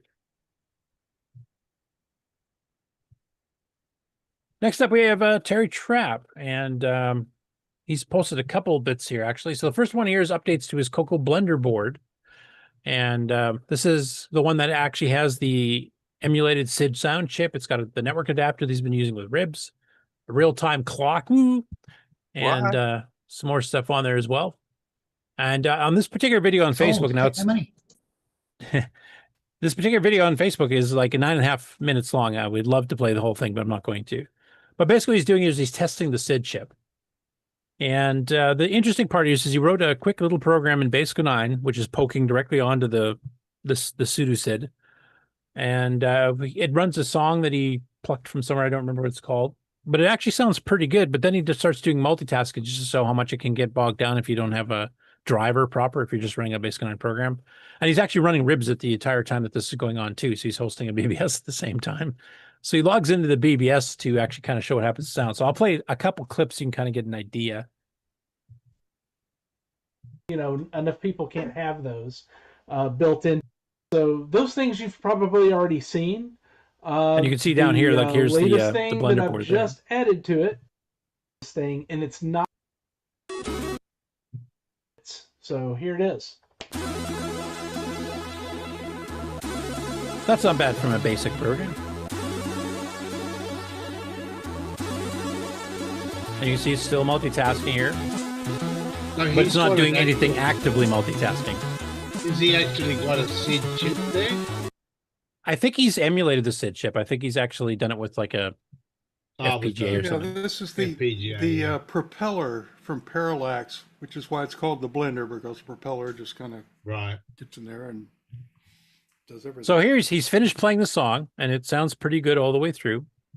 And now he's going to do it while he's logging into his own BBS on the same machine from his PC, and see how much it affects the playback.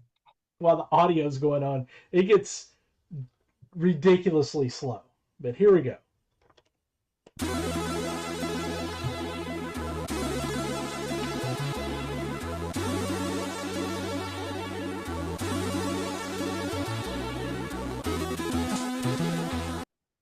So I'll mention, first of all, like Ribsy's got running in the background does things properly. Basically, it checks so many times per second. Is there anything new in the serial port I got to worry about? And if not, it puts itself back to sleep, which basically returns all of its time back to the Basic 9 program, which means the Basic 9 program doesn't slow down at all.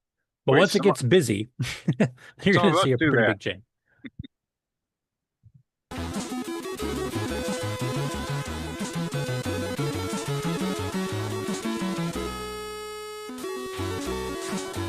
So now it's talking at 9600 baud in the serial port, and it's, launching programs and stuff here.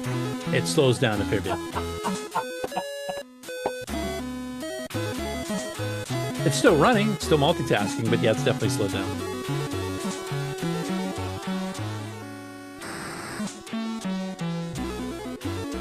He finds it humorous. Yeah.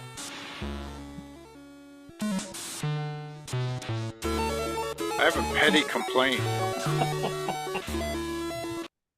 What? Yeah, he drew that screen there, or someone did, right?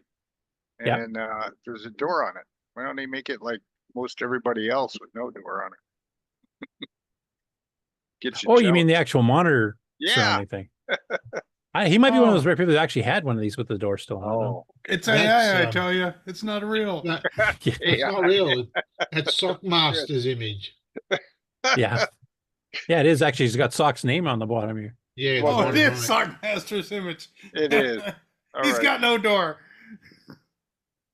Hey, right. I mean, he kind of explains, like, he's got a Basic 9 program that's driving this by reading data files and poking it directly onto the pseudo-SID. And, I mean, Basic 9's not going to do any perfect timing. It's not interrupt-driven type thing. You could play with it a little bit by doing setting priorities. You could set the priority on the SID player higher so that it gets more CPU and keeps the song going but slows down the BBS, or vice versa. Maybe the BBS is more important to you. But properly to do this, you'd want to do a driver so it actually can use like a timer interrupt or something to actually time it dead on. And, Ribs would slow down a little bit. Coming to the conclusion that Basic 09's poke is not particularly fast as well. It's not bad. I mean, it takes about 160 CPU cycles, and that's including the interpretation and looking it up and stuff. So it's not too shabby. Well, as opposed to a driver, which would take 9. Yeah, because it would be interrupt driven, so it wouldn't do any CPU time until it actually needs to change the value on the SID. So that would help quite a bit, actually. Probably help not having the BBS running. Yeah, that was the whole point, just to show you. It is multitasking, but yeah, Basic 9 just trying to poke directly to the chip with no timing features at all, no interrupt driving at all. It's going to be a bit choppy. If he had a Gimme X, would it work better? Yes, though you'd probably have to adjust the timing of the Basic 9 program because it would be poking like quite a bit faster too. So it might, turn it into a Smurf version of that song. All right, well, this is kind of like, making Basic 09 do this is kind of like making a Commodore drop graphics from Basic. It's a whole lot of work compared to, so nice demo.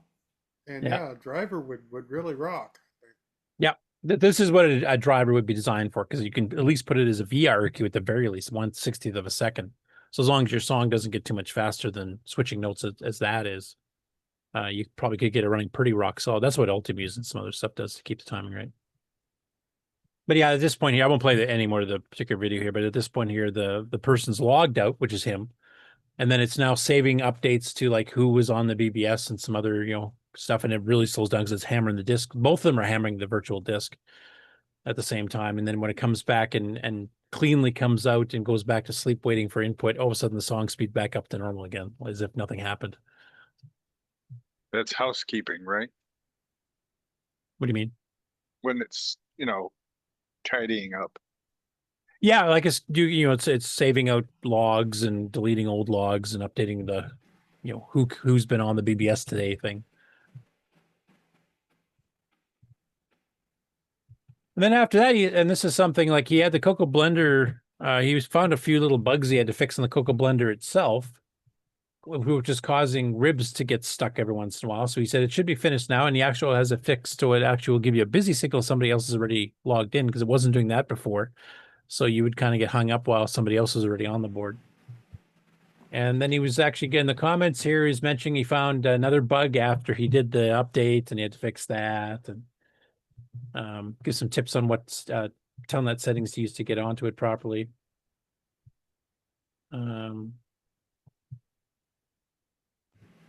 That's a great cartoon. Yeah, 99 little bugs in the code, 99 little bugs, take one down, patch it around, 127 little bugs in the code. That's pretty accurate. I'd say Nick would agree with that as well. Yeah. No 420 though. Well, till you patch it again. So I'll mention again here, like now that he's got it up and stable again with ribs, because he was having some problems where people were hanging up and it was actually kind of locking it up and not letting it reset. The computer was running fine, but the CoCo Blender wasn't returning the right signals for the BBS to know that somebody had hung up. So I'm going to go back to where each week, a day or two before the show, I'm going to post something on his rib system in the messages, explaining maybe one or two special stories we'll be covering on the show. So if you guys want to get a sneak preview of what's actually going to be happening on the Saturday live show and see if it's worthwhile tuning in, partway through the news without sleeping, then you'll have a chance to check to see if there's anything that looks interesting to you, because I'll be posting a little bit of that, just kind of to encourage people to go try the BBS, especially those of you who didn't try BBSs back in the day. Like I know, Nick, I think you'd mentioned before the fees of doing calls like that in Australia was astronomical. Whereas in North America, by that time, we were already getting pretty cheap for local data calls and stuff. It was no different than your regular phone line, basically. You just have to worry about long distance. Yeah. So you never got to fully experience all this, so you get a chance to now. No. I know you're just enthralled. Yeah, right. So, yeah. But it's a good multi-IO card. Next up, we have a couple of stories here. So I showed off the Tower Par that Antonio Caballero sent me earlier. And some other people have received theirs now as well. So the first one is Michael Pitsley. And he's got the little short one. He's got it absolutely loaded with cartridges here. You can kind of see. And the nice thing is these are fairly tight fit.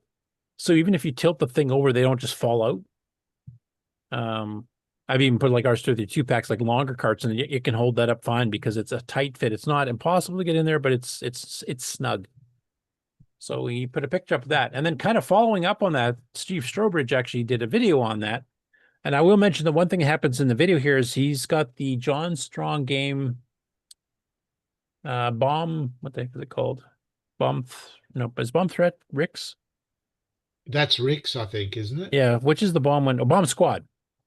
Which is a Minesweeper style game that John Strong did. Now, John did a custom cartridge. He 3D printed it. It wasn't just a straight raw. He actually had little bomb grips for your fingers on the sides and stuff, and some kind of embossed with color and stuff. And it turns out that's just a little too big. It will not fit into the slots here. He tried some other third-party ones using the John Linville designed, plastic molded cases based on the original Tandy design that Neil Blanchard sold quite a few games back in the day, John's games and some other ones too by other authors, and those all fit fine. So, and even some of the other 3D printed ones seem to fit fine. So it looks like just John did a bit more changes to the original design of the cart in his 3D print to accommodate some of the special features he had on the cartridge, and it's just a little bit too thick. So Steve kind of shows that off and then shows on, putting in big carts and small carts and stuff in there. But yeah, it was pretty interesting. It's the only card he's found so far that did not fit. Sorry? He did a nice job. Yeah. Watched it. Next after that, so there's some people that have got the rights to the Compute and Compute Gazette, which is a popular cross-platform magazine, Compute itself. I think if Gazette, if I remember, was specifically C64 or Commodore at least. But basically, Compute was one that you would take the same program, and then some programmers, would make a TI-99 version, a VIC-20 version, a CoCo version, or whatever, and you'd have separate typing listings for each, but basically you'd get the same rough game. And this is one magazine that I was not as huge of a fan of, because while they did include CoCos, there was multiple games they did in the CoCo, they seemed to think that Extended Basic didn't exist and nobody had it. So all the games they did were just using Color Basic, SG4 at best, and all the other guys are using like sprites and stuff. Well, at least use P Mode 4 if you're competing with that. Like, why'd you cripple it down to, almost nothing? And so I'm hoping, and they've actually, what they've done here is they've gone to the CoCo group and they've actually requested people on the CoCo to start submitting articles or programs, or maybe get, programs to convert. And this is our chance to right a wrong, I think, as a community. And actually, Extended Basic does exist, or even the CoCo 3 for that matter. Like, if you want to really improve the graphics on the CoCo side of things, use some CoCo 3 Extended Basic features. So anyway, he's got the post up there. You can put some comments in there. I think you actually can contact the guys who are kind of running the new magazine directly. And I'm hoping to see some CoCo content in there. I probably will not have time to do too much on there unless I take something I already wrote in the past. But some of the other people that do a lot of basic programming in particular that are quite good at it. And there's been some people that kind of volunteered in here. Danielle's volunteered. Alan Huffman, I think, is at least mentioned he might help with some stuff. I think Retro Rick has possibly thought about doing it too. So I'd love to see if some of the CoCo community that does basic programming would get involved, and then we can get some stuff that actually used Extended Basic, use Super Extended Basic, just to give the CoCo a proper footing that it never had in the original magazine back in the day. Next after that, we have Tony Lacari from Australia. And a few weeks ago, he'd found, when he was digging through some boxes, some of the original Tandy catalogs. These are the Australian catalogs, and there's some quirks in these things that are kind of strange to explain. Now that Nick's actually here, maybe he can help. Oh yeah, pick on the quirk. So the first quirk is, I know you guys spell color the proper way, but you actually spelled it the American way in your own Australian catalogs, which I thought was odd. Yeah, that's right. And it's nice seeing that the price is like here, like $2.99 for a CoCo 2 at this time would have been a fair bit cheaper, but your dollar was really bad at this point in time, so worse than ours in Canada.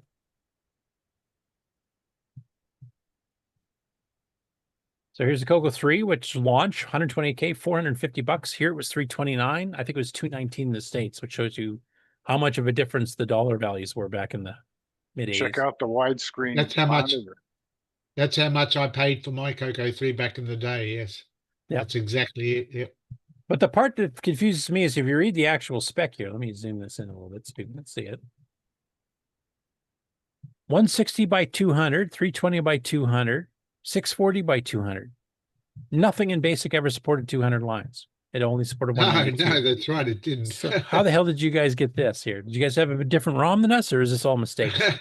No. Yeah, I don't know. The high color 2 stuff I do is 320 by 200. Yeah, but this is when Radio Shack launched it.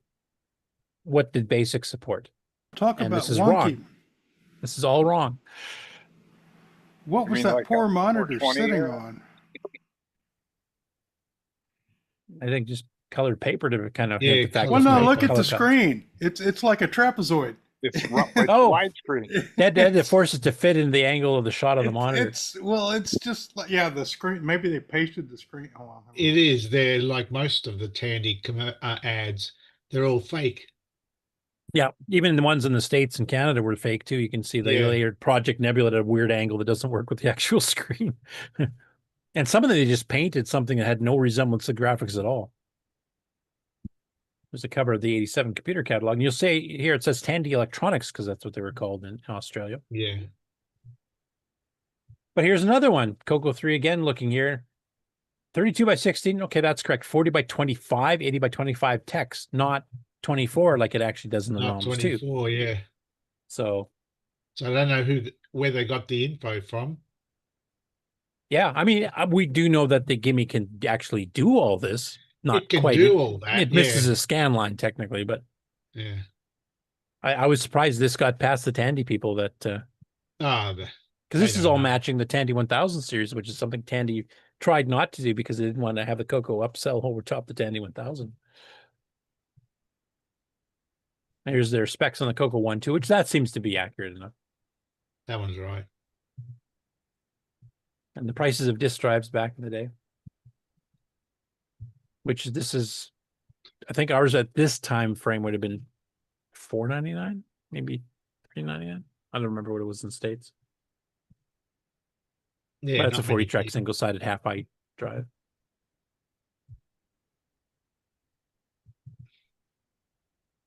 And they give you a little bit of specs here, which mentions the by 200 again.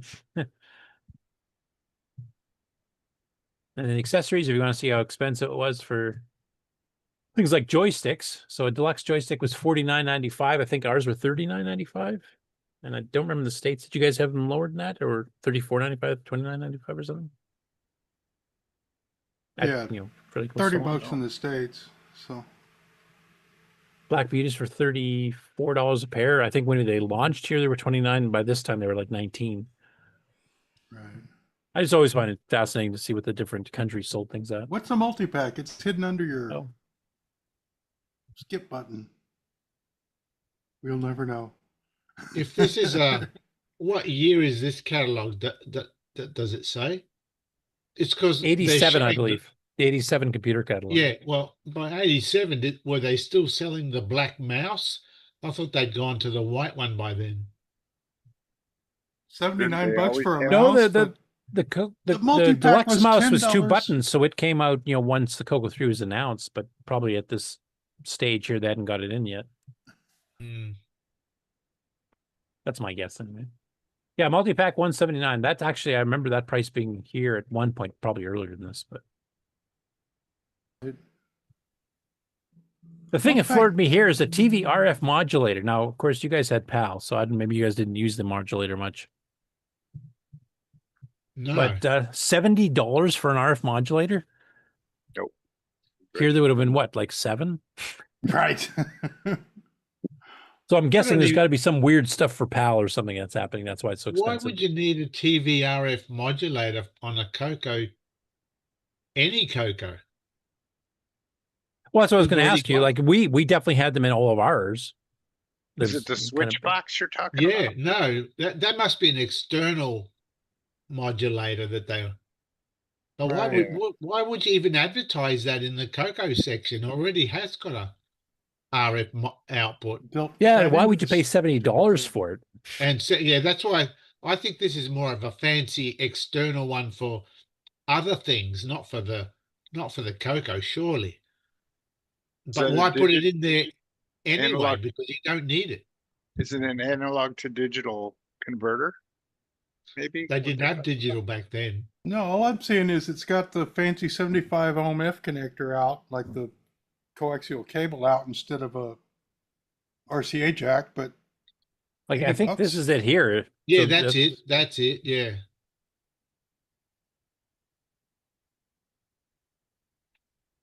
So that must be something unique to PAL, I would guess, because I've never seen one like that. Well, no one ever bought that. You didn't need it. You didn't need it. Why would you need it? Right. Yeah, you guys didn't have artifact colors, so going out through composite or RF didn't really matter. No, but we still had RF out. Brian's got one.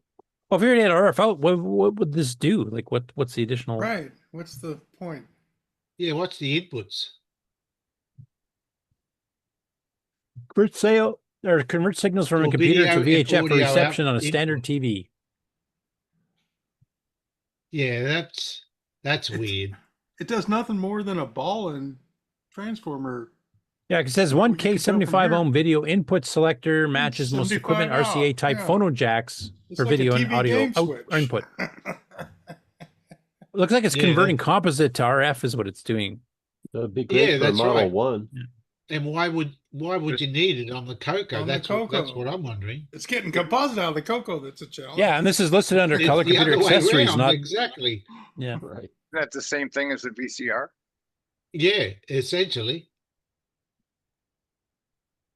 And we're back to the beginning. Anyway, yeah, there's some definite oddities there. Like we never sold that TV over here. Really? So obviously most of these pictures and things are coming from an American or overseas That's a catalog. digital tuning TV. That says Tandy down here. Well, we never used to sell TVs in Tandy at all, except for those really small ones, but not those. Oh, okay, I didn't realize that. I thought you guys did. Yeah, No, we didn't. Right. Well, you know, Tandy had a lot of RCA ties. Is that a selected Yeah. color like RCA television there or something? I don't know, but I worked yeah, in it was Tandy weird. around this time. Like the We never sold TV sets like that.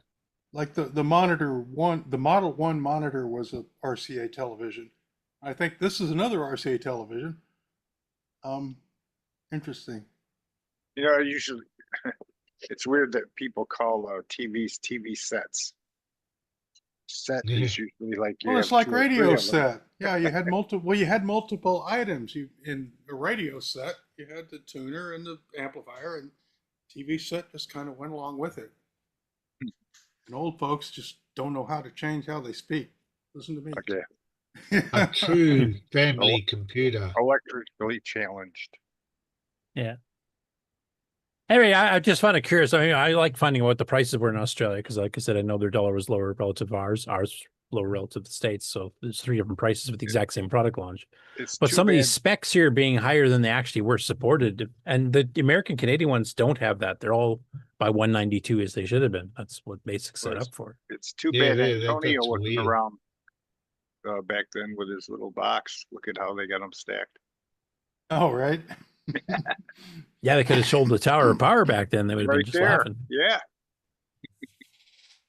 Coach still has to have cardboard around them. They may not fit. Okay, so next one here. This is a guy named Dave Bernazzani. Hope I pronounced that correctly.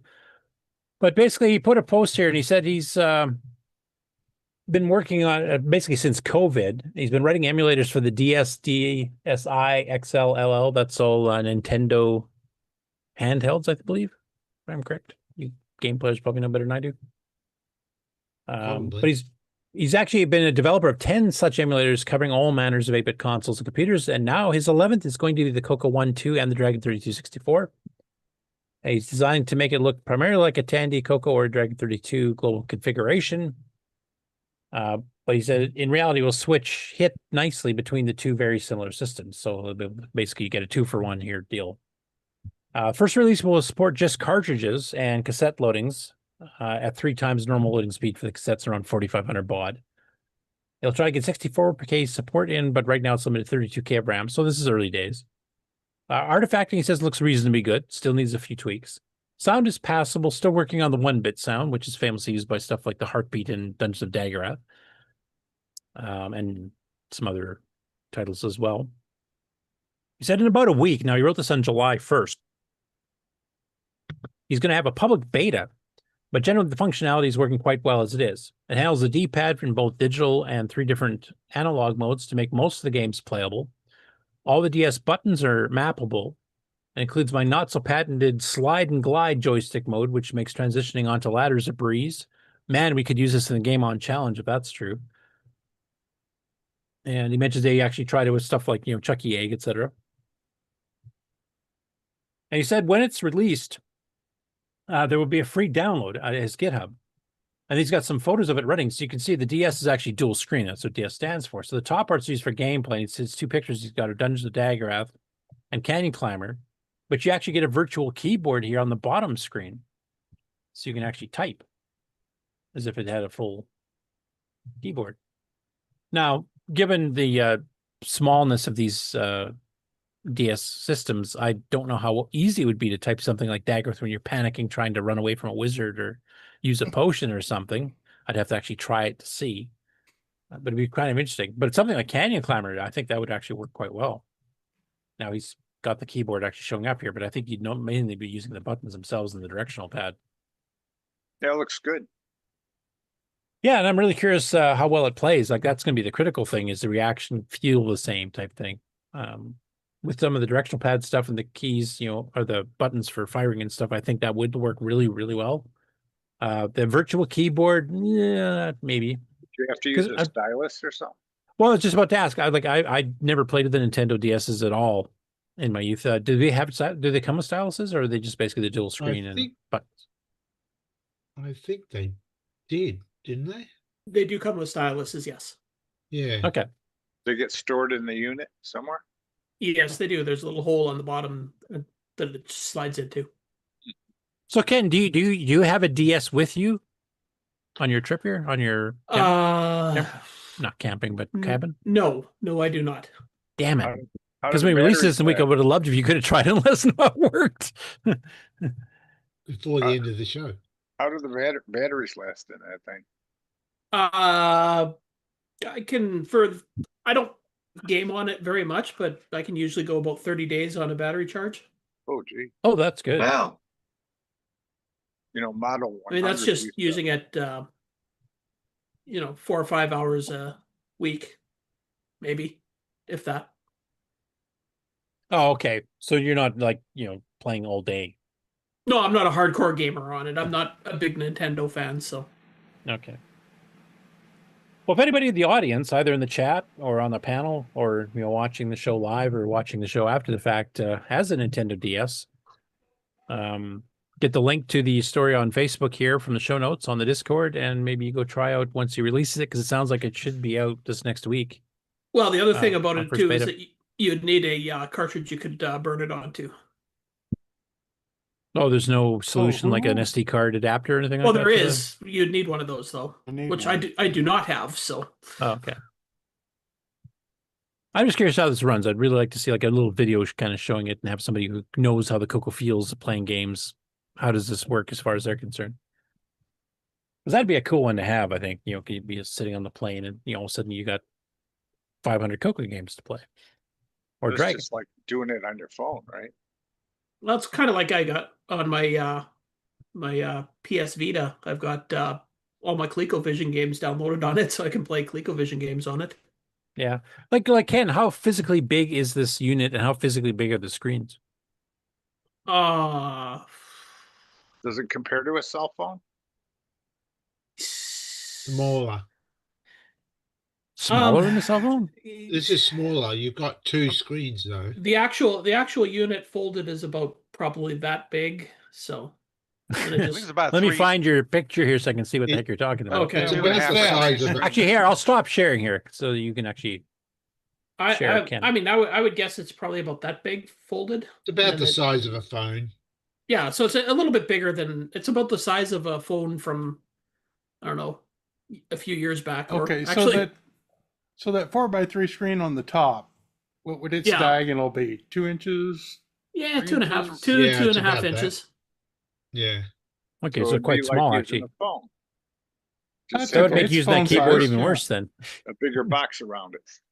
Yeah, it's a phone with a bigger box around it, so it will still respond. I mean, honestly, if you have one of these, you're used to using the stylus to type on it because it's already got a keyboard and everything on it. So you just stick it. Oh, that's true. It fits in your pocket.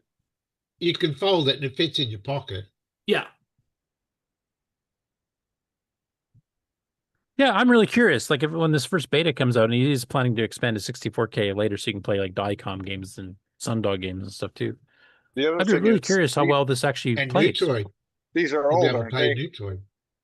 Do they turn yellow like a Coco? I don't have any that are white, so. No idea. I mean, I've got a red one and a blue one, so. Oh. Okay. Oh, they made color. Yeah. Okay. I'm not familiar with this line at all. Like, I've very rarely seen any that are actually white like this one. So. That doesn't look white either. Well, it's not lit very well. Yeah. Yeah. It's also not lit, so. No. Nothing looks white when you don't have any light on it.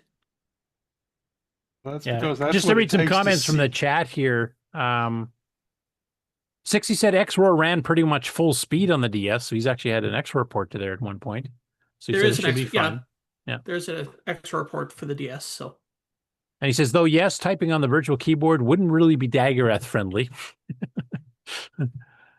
He says his DS Lite. So what's a DS Lite? Is that like a smaller It's version? a slightly skinnier, screen. smaller version. Nope. DS Lites are single- just no It's a DS Lites single are screen, is it? no. It's the same thing. It's just thinner, and the screens are the same size, but the overall body's a little smaller. All right. Okay. He says he's got his DS Lite is buried in the loft somewhere. He said, yes, it was pretty nice playing buzzard bait on the train into work, however many years ago. 8-Bits in the Basement says, I've got a DS with an R4. I don't know what that is. I'll take a look over it next week. So an R4, is that a reprogrammable cartridge or something? I think so, yeah. Sure, why not? It's a radioactive power source.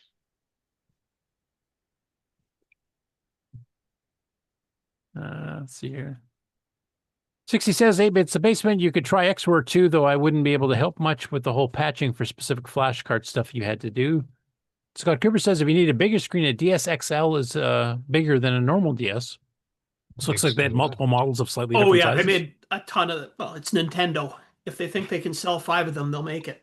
50 colors, 20 models. And then if they think that they could sue somebody for trying to copy it, they'll make it. What does DS stand for? Dual screen. Dual screen. Oh, not Dream Station or anything? No. No.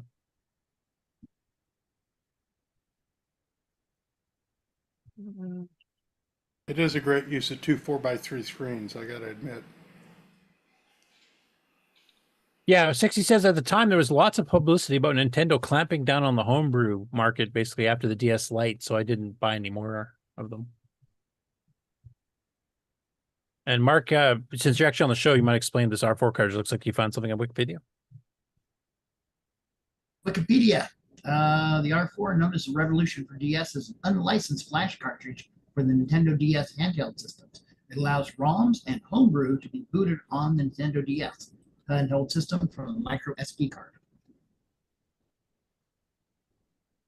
Okay, so that you pretty well need one of those to try to sell them. Yeah, that's how you would, I guess, sideload stuff, basically. Okay. Well, if anybody has the capability and the equipment to do that, please, when he does release this publicly, give it a shot. And if you can't be on the show, maybe record a little video showing how well it runs. Sounds like that's going to be 8-Bits in the Basement. Cool. He knows his stuff. He can try his own games on. He's got a couple ML games now too. So. And if he just mysteriously disappears, Nintendo found him. Yeah, we know Nintendo found him. No, I thought that was really cool. Next up, Danielle. She's, of course, been working on her album. She's been working on a bunch of hardware and stuff to make videos and stuff for it. And she's posted a quick video here showing the breadboard design and then testing for a Coco 3 Light Chaser interface, which will control the flux capacitor we've actually seen earlier. The flux capacitor is not featured in this particular video, but basically just to show that the lights are chasing, and actually it kind of matches the oscilloscope here. I figured out how she came up with her name like that. She had a Model 1, you know, and how the keys kind of repeat. Oh, the keyboards? Yeah, remember? Right, right. The Model 1 definitely had that problem. She was going for Danny, and she got Danny. I do remember that, actually. That was pretty bad. There was a Yeah. software patch that helped a bit, but... Well, she did good. Next up after that, we got CoCoFEST Retro Programming. He has been busy for a while here, but he's back to working on Tales of Suburbia.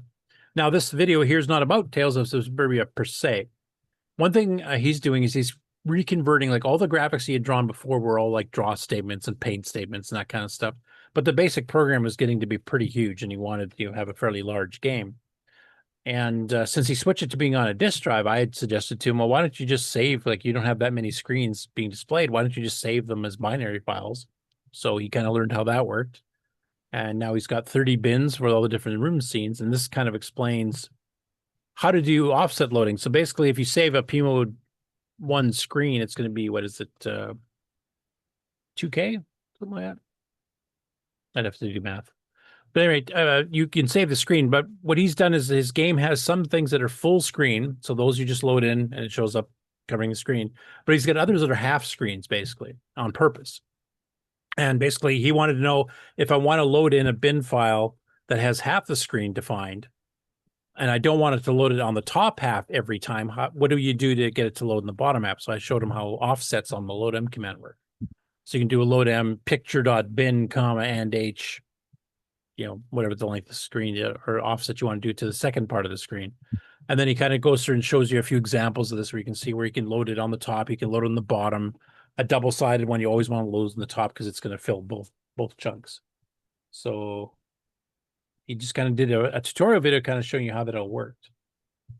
The image appears at the top of the screen because this is a partitioned image. It only takes up one page because my play field is in the area below it. And this is always on top when you're playing the game, except for in stage 1. It only appears in the hobby shop. So now I'll hit the space bar. We go back into the utility, and we're going to look at Rocket again. But this time we're going to put it on the bottom. And you're going to see that it shifts down to the bottom. This is... So yeah, he basically loaded the exact same binary file, and all binary files on Disk Basic usually have the start address, the end address, and optional executional address if it's an actual executable binary as opposed to data like this. But basically you just do a comma, how many bytes later down do you want to load it from its original start point, and you can shift the screen. You don't even have to shift it by a whole page. You can shift it by a single line of pixels or something like that if you wanted to do that. So it's actually quite powerful having the offset loading. Which is also kind of, how OS9 works, because you can offset load programs all over the place. As long as you write in position independent code, it doesn't matter where you put it. It should be able to run. And that's the whole premise behind it, on OS9 level 1 especially. Next after that, we have Retro Dudes, who posted this on the CoCo group.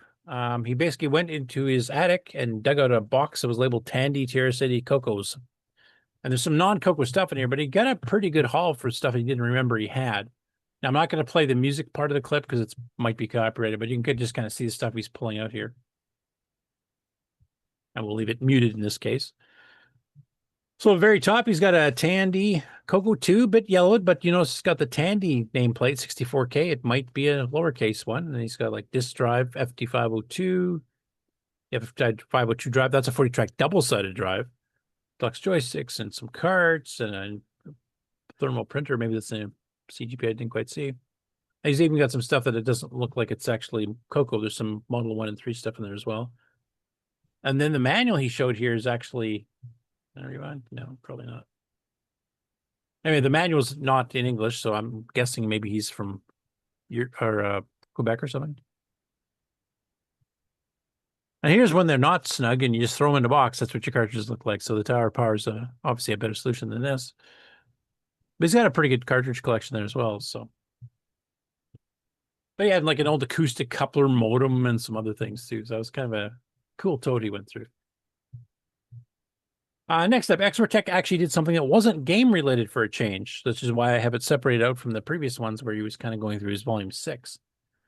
And this one is basically hooking up his CoCo 2 to a video capture card on his PC. And he also had to get HDMI adapters and some cables and stuff. So I won't play the whole video here, but basically he goes through and figures out how to get it to work. He gets a really nice clean picture from his CoCo 2 that he can now capture. Unfortunately, it's not doing artifact colors, so it's a really nice clean grayscale type of thing. And at the beginning, he couldn't get the sound working, but he eventually got that working, so it actually records the sound as well. What do you guys do for solutions usually on a CoCo 1 and 2 if you're not modifying the machine itself? Because he's not modifying it here, he's just plugging stuff in. Or you guys are all hardware hackers and you just hack the crap out of it and put little placement boards. I know Bob would probably do that. I'm pretty sure Rick would do that too. So yeah, I've got no idea how to get RF out nice. I do. You use the on the back of the TV if it has a F connector on the back. There's an F to RCA jack you can plug up, screw into the back of the TV, and then if you use a yellow single RCA cable and keep it away from wires, it gives you a really nice picture. Oh, right, because VCRs had a much nicer RF to composite converter than the CoCo would ever have. Well, this So you don't even need a VCR to do this if you just run it out of the, channel 3, 4. It is not very noticeable. Do the baud conversion. Okay. The fallen impedance But he conversion. wants to be able to capture it. Yeah, because it basically he's got this AV2 HDMI, which basically takes the composite output from the CoCo or RF, and then converts it in this little box to HDMI, which then he puts into a separate thing that's actually the capture. This one here called video capture. Oh, okay. Which then goes from HDMI to USB that goes into your modern machine, and then you can actually watch the output of the CoCo on there and record it. Like I said, he got pretty good quality, but it's all grayscale. Huh. So here he's capturing it live on his, his desktop. Yeah. Sometimes didn't you need Jason's John Whitworth. Jason says sometimes the converters are cheap and they don't do it all the way. Yeah, well, I had that problem. I bought one of the converters, and because the exact same brand could be at 3 different ones from China, I got one of the ones that didn't work at all. So he actually helped me find a different one. He just chose poorly. Well, you don't know what you're getting beforehand. It just does exactly whatever. Right. Yeah. He just needs John Whitworth's Super RGB. Super RGB, yeah. That doesn't require any soldering or modifications, though? It probably does. Yeah. Because I think he was trying to do something you could just literally just plug stuff in and you're done. Well, and then There when you're is an going to RF. Yeah, there's an go into RF any- to HDMI, but it's not. It's crap. And anytime you're looking at RGB to anything, then your composite's all gone. So, man, where do you go? Yeah. I mean, the quality here, it's grayscale. That's one problem, but it's actually not bad. It looks pretty clean. Like, I don't have any big complaints. Like, if I was trying to do word processing in Telewrite or something, this would be awesome. Looks like an AGD game or whatever they're called. Yeah. Oh yeah, same deal. The color's stripped out because we got no artifacting. And you did get the sound working. So like the multi-voice music and stuff from Sailor Man, which is showing on the screen right now, actually does work fine. But I don't know if there's a way to get it with artifacts. If you have a game that's, a true color mode, like Puyan or Frogger or something like that, I imagine it works just fine too, and probably actually looks really good. But most of the CoCo stuff uses the artifact colors because that's much closer to an arcade color set, having red, blue, black, and white versus, cyan, magenta, buff, as they called it, and orange. Right. You can't just call it white. It's got to be buff. I'll show you buff. Wow, Mark's way more awake than I was expecting. Right. And this one here, since Bob Emery's actually on the show, I am not going to actually have the audio on this. I'll just mute it out here. So, Bob, you basically got your very first MC10, which I'm assuming somebody donated to you, or you bought off eBay or something? No, I bought that at VCF Southwest. Or VCF, whatever. Was it working? It was untested because there was no power supply or anything, so I had to figure out how to power it, which once I did that, it worked out. It's AC, isn't it? How did we not see each other? I don't know. I walked around the first day, but then I didn't go back the second or third day, so that might have something to do with it. He's very. So you're there on what, Friday? Yeah. Is that power Yeah, I supply left work AC early. to the... Yeah, it's supposed to be an AC 8-volt power supply. I used an 8.4 volt DC power supply. Works fine. So I think you said you don't have an SD schematic. card. Oops, go ahead. I'm just saying I checked the schematic and I made sure that it would be safe to use DC on it. The only thing that you lose RS-232. And that's the RF out of it going into a tuner. So yeah, that looks pretty good.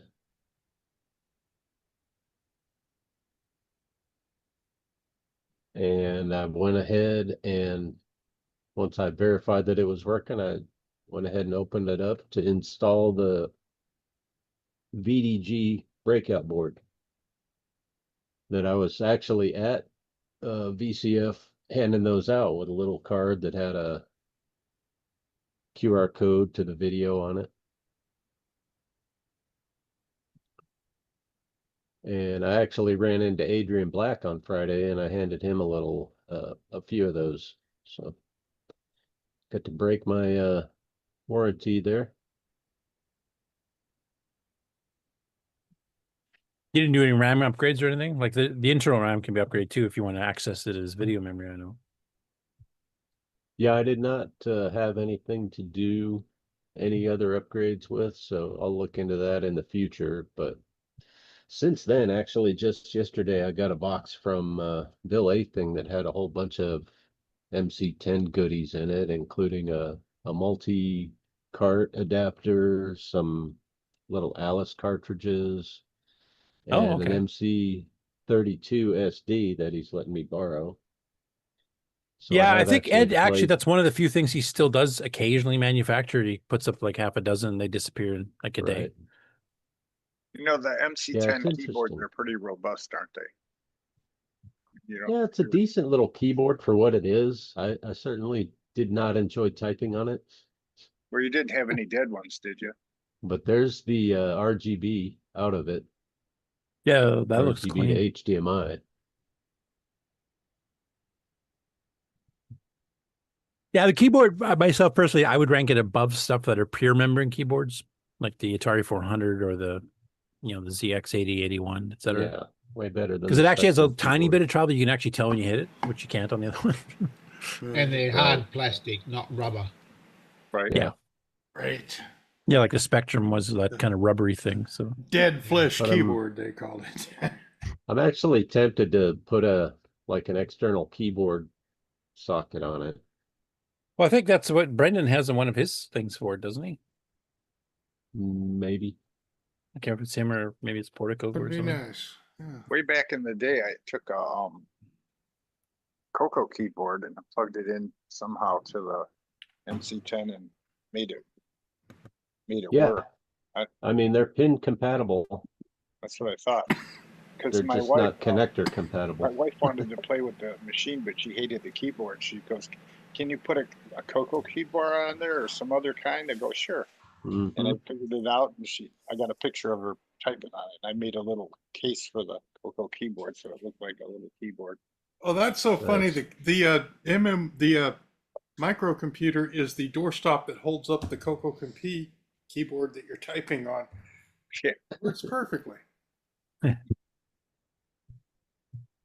Hey, if you want some further details on that and kind of experimenting and taking a look inside the MC10 that Bob did, go check out his page on YouTube called La Coco Strangiato.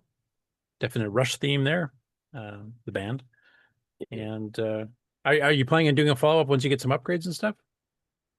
Yeah, I'm actually going to show off the stuff that Bill sent me, as well as, I guess I've been working on this case that he's been 3D printing. So, are you planning on doing any software as well? If you have something to load it with, I mean, cassette recorder will work. You can get the WAV files and load them. Well, like I say, he sent the MC32 SD. So oh, right, yeah, use that software for it now. And it works good. It is working. It is able to play games. I got to figure out how to make the cartridges work and how to make a joystick work. You know the guy that made that game? He has a joystick hookup. Yeah, there's two different ones. Brendan's got one too that's a bit more extravagant. But yeah, there's two solutions for that.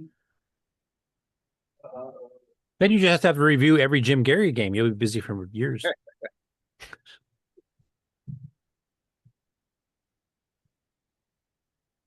And finally, the last.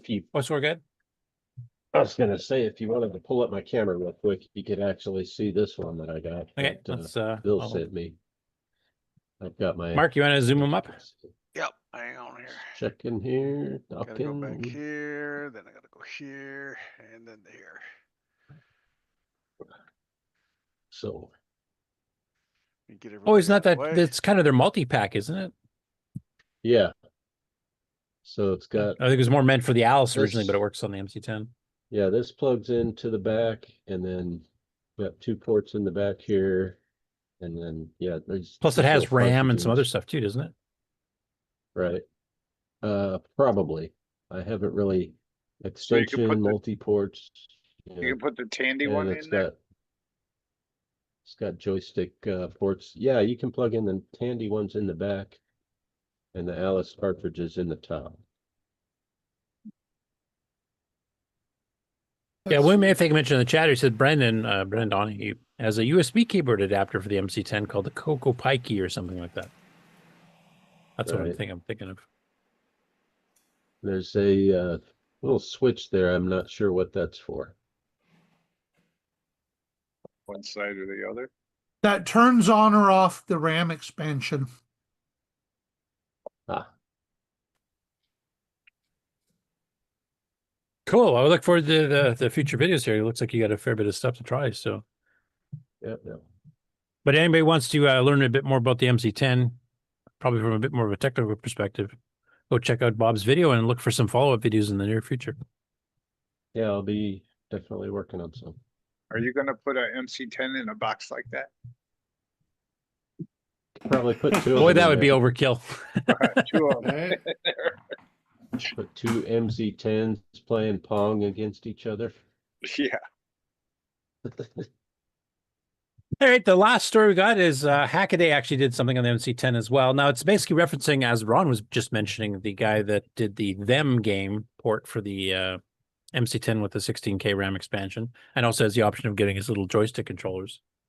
So the person that wrote the article, Brian Cockfield, I'm not sure how to pronounce it, he put up basically a very small write-up, and then he basically links to other videos that were done, including this one here, which is actually the guy that did do the Them game. And then he mentions that there's very little software, so obviously he hasn't heard of Jim Gary yet, so somebody should go and correct him on that. Or even Darren Ottery and a few others have, cranked out a few games as well. So, what was I seeing Hackaday, acknowledge the MC10 at the rate. And that's all I have for the news this week. Cool. Why did my stop button suddenly disappear? Everything has disappeared. Where are the boundary icon? We're back. We're back. Yeah, just kicked me off there because There you are. something We have quirky Curtis. happened in my interface here. And I was in the wrong Before one we anyway. completely leave, I just wanted to say I made a JPEG file that has 700 some pictures of all the different high color pictures I have stored on my file section, Ron's Garage. And if you download the picture, it's a zip file. You can expand it, and it's high enough resolution to see all the names. If you wanted to find a picture that you wanted to pull up or download to put on your computer to have whatever. So you made like a kind of a thumbnail JPEG. Yeah, it's a thumbnail thing. I spent some time doing screenshots and putting, in a row in a nice long big file. And I couldn't, that's the only way I could figure out how to do it. Anyway, it works. And it's just a tool. Somebody wanted to, a high res or a high color picture from the archives that I have, that's the way to do it, I guess. Yeah, because they're you can not kind of see perfect. quickly which ones you have available and you know which one Yeah. to pick if you want. None of my pictures are, some of them are really nice, some are, and some are, from the early days when I first started learning how to do it. So, it's there. I'm not a programmer. I do the best I can do, That's it. Yeah. What's I the want to word? mention William A. thing just pointed out here, said, hey, Adrian Black posted a video showing Bob's 6847 breakout board. Already? 1 hour and 16 minutes into the show. Wow. So there, you're now Nice. infinitely more famous than all the rest In of us. the on middle panel. of the show, you passed us all. That's crazy. So when you get a chance to watch Adrian's there, Bob, send me a link to it, and I'll include it in next week's news. Oh, all right. Okay, we ready for game on then? Yeah, unless you want one last commercial break first, I'll leave that up to you. Yeah, I'm okay. Everyone else all right? Yeah, I'm fine. Yes. Okay. I'm already getting my game on.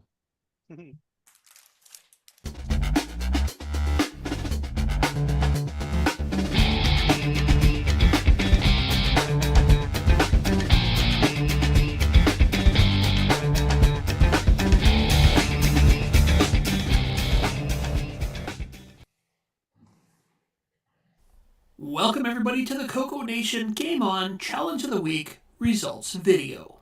This week we played Bugs. We had a total of 13 players. We had Marco with 3,050, Jim Rye with 5,700, Canadian Retro Things 6,900, Sloopy Malibu 7,350, Coconut Bob 8,000, Eric Omont 9,750, Ed Rhodes, 12,400. Rich N, 12,450. L Curtis Boyle, 12,700. Tasman, 27,850. Jason Warrens, 61,974. Mike Zweifel, 92,350. And this week's number one score belongs to Dr. Ted with 193,572. Thanks everybody that played. We'll see you again next week.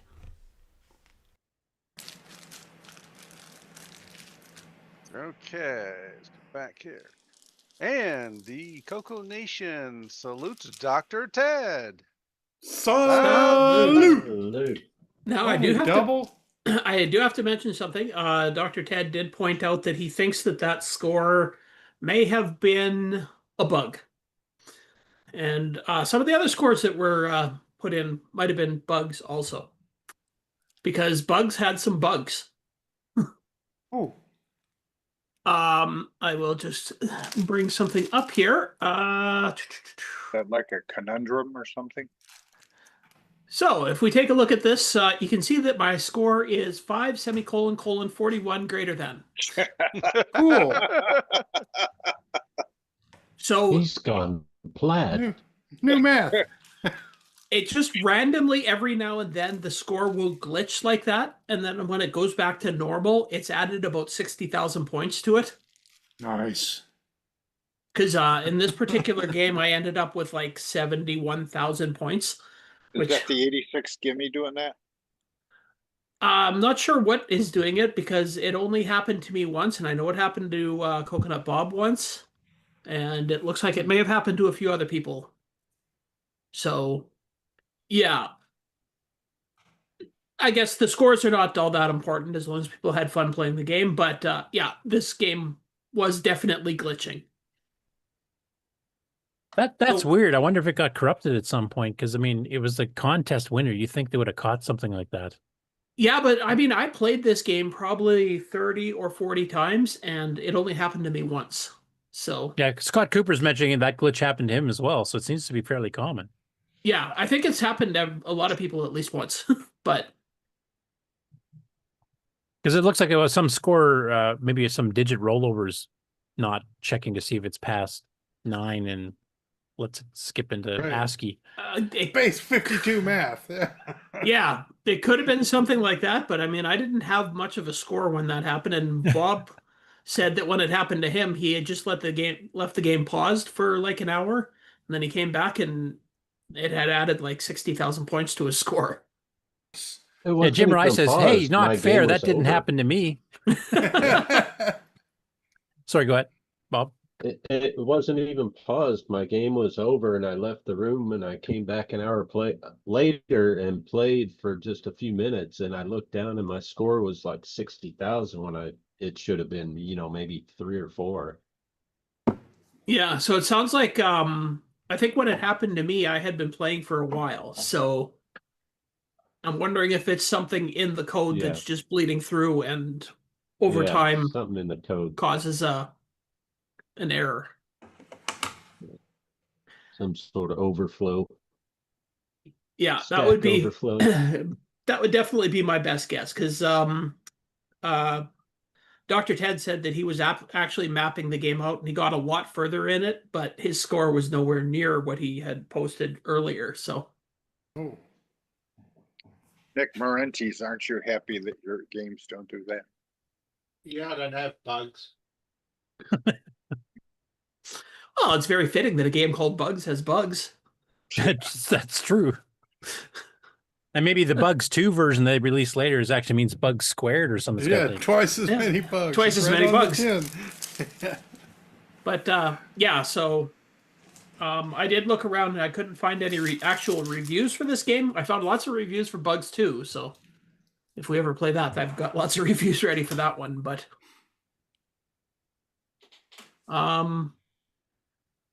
yeah. So Of all the places in the program that could have a bug, it's where the score is. yeah, well, you know, I mean, he built lots of bugs into the game, so that was just one extra. So anyways, the game very much is a action/adventure game. You have to do a lot of exploring and figure out which key goes to which door, and definitely mapping it out would have been a good thing. I never did that. I just memorized the first couple of keys, and that's as far as I ever got. But Did better than me. yeah. So, anybody else play this game? What did you think of it? Back in the day, you played it. I know, Curtis, you played it back in the day, didn't you? Yeah, and I got a lot further back then because I had made little maps, which I actually did hunt around for them earlier this week, and I can't find Well, it. So you also had a better reaction time back then. That's one thing about this game is it is very fast paced. Yeah, and also it's pretty well pixel perfect to try to get into the little rooms to get your objects, etc. Yeah, Now, there's a little bit of a trick to it. If you flip and turn around, you can move it just little pixel as long as you don't hold the key down a little bit too long. Yeah, I did figure out basically playing the game after a few tries. I got very good at figuring out exactly where I had to be on the screen to get into one of those doorways. So yeah, definitely after a bit of practice, it definitely gets a lot easier. Yeah. But you found some nifty things happening later in the game too that probably most people haven't seen. Like getting squished by the wall. Yeah. Yeah, I showed that in the video there too. Yeah. Thought that'd be fun. But I did figure out actually it does give you an indicator of where those walls squish you. It took me a couple of tries, but when you get onto the screen, the walls are a little bit jagged, and then in one little spot you can see that it just smooths out for a little small like one section. tile or something. Yeah, and that's where it squishes you. Okay. Oh, I do remember that from back in the day, seeing the squishing wall bit. I didn't get that far at all this time. Yeah. So the wall's a spatula. Yep, it's a Indiana Jones style. Except it goes a lot faster, and you don't have time to slide out of the way and grab your hat. Yeah. My favorite part of the game is that it was very arcadey, like shooting the bugs and stuff like that. You had to dodge, and there were certain tracks they went. You could actually move over to the side and get them to miss you and shoot them on the way back when they looped. But it also had a lot of the adventure thing where you're exploring, like finding the keys, figuring out what keys open which doors and stuff like that. So the combination of arcade and adventure action to me was my favorite part of the game. Yeah. I mean, this But is it's a little too definitely a game that if I had a better reaction time and more time on my hands, I would love to explore more. Yeah, and it's got little Easter eggs too. Like you can see the author's initials on one rock in the middle of nowhere type thing and stuff. So I did see that at one point too. So, and if I remember, I don't think I ever did this, but one of the club members did. I think it actually has an ending. yeah, it does. You made you have to. No, I read about it. You have to get to it. Just in the instructions, it does tell you that you have to get into a room with a reactor, and you have to destroy it. Okay.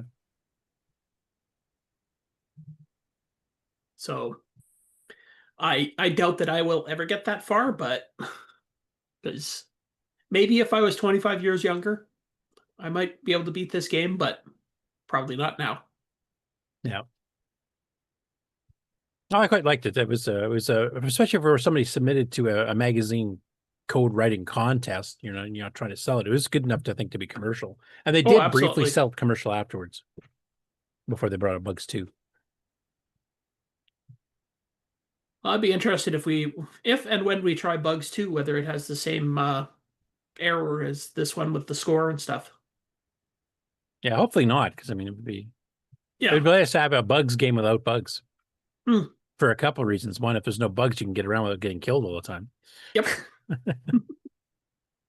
I just got to try and figure out what the slowdown poke for the Coco is. Then I'll be able to beat the game. One of you hardware guys should be able to do something like with a timer interrupt or something and just have it, Well, skip actually, every second one. Or I was thinking, why don't you just port this to Nitrous 9 and then you can slow and just it down set the that priority way? low and run a basic 9 program calculating square roots or something to slow it down. Yep, exactly. Actually, you technically could, I think, if it's not too big. If it fits in 32K, you probably could. So there you go. Come on, Curtis. Well, I didn't say I was doing it. Well, actually, why don't you port Nick, Bugs? there's your first Nitrous 9 project. I'm always wondering what you want to do first. There you go. Thanks. That sounded committed. I think you should port Bugs 2 over to the Nitrous 9. Then we can have it as the Game On Challenge from Nitrous 9. Yeah, because I mean, stuff like Zero Gravity on Nitrous 9 was ported from this basic as a direct port.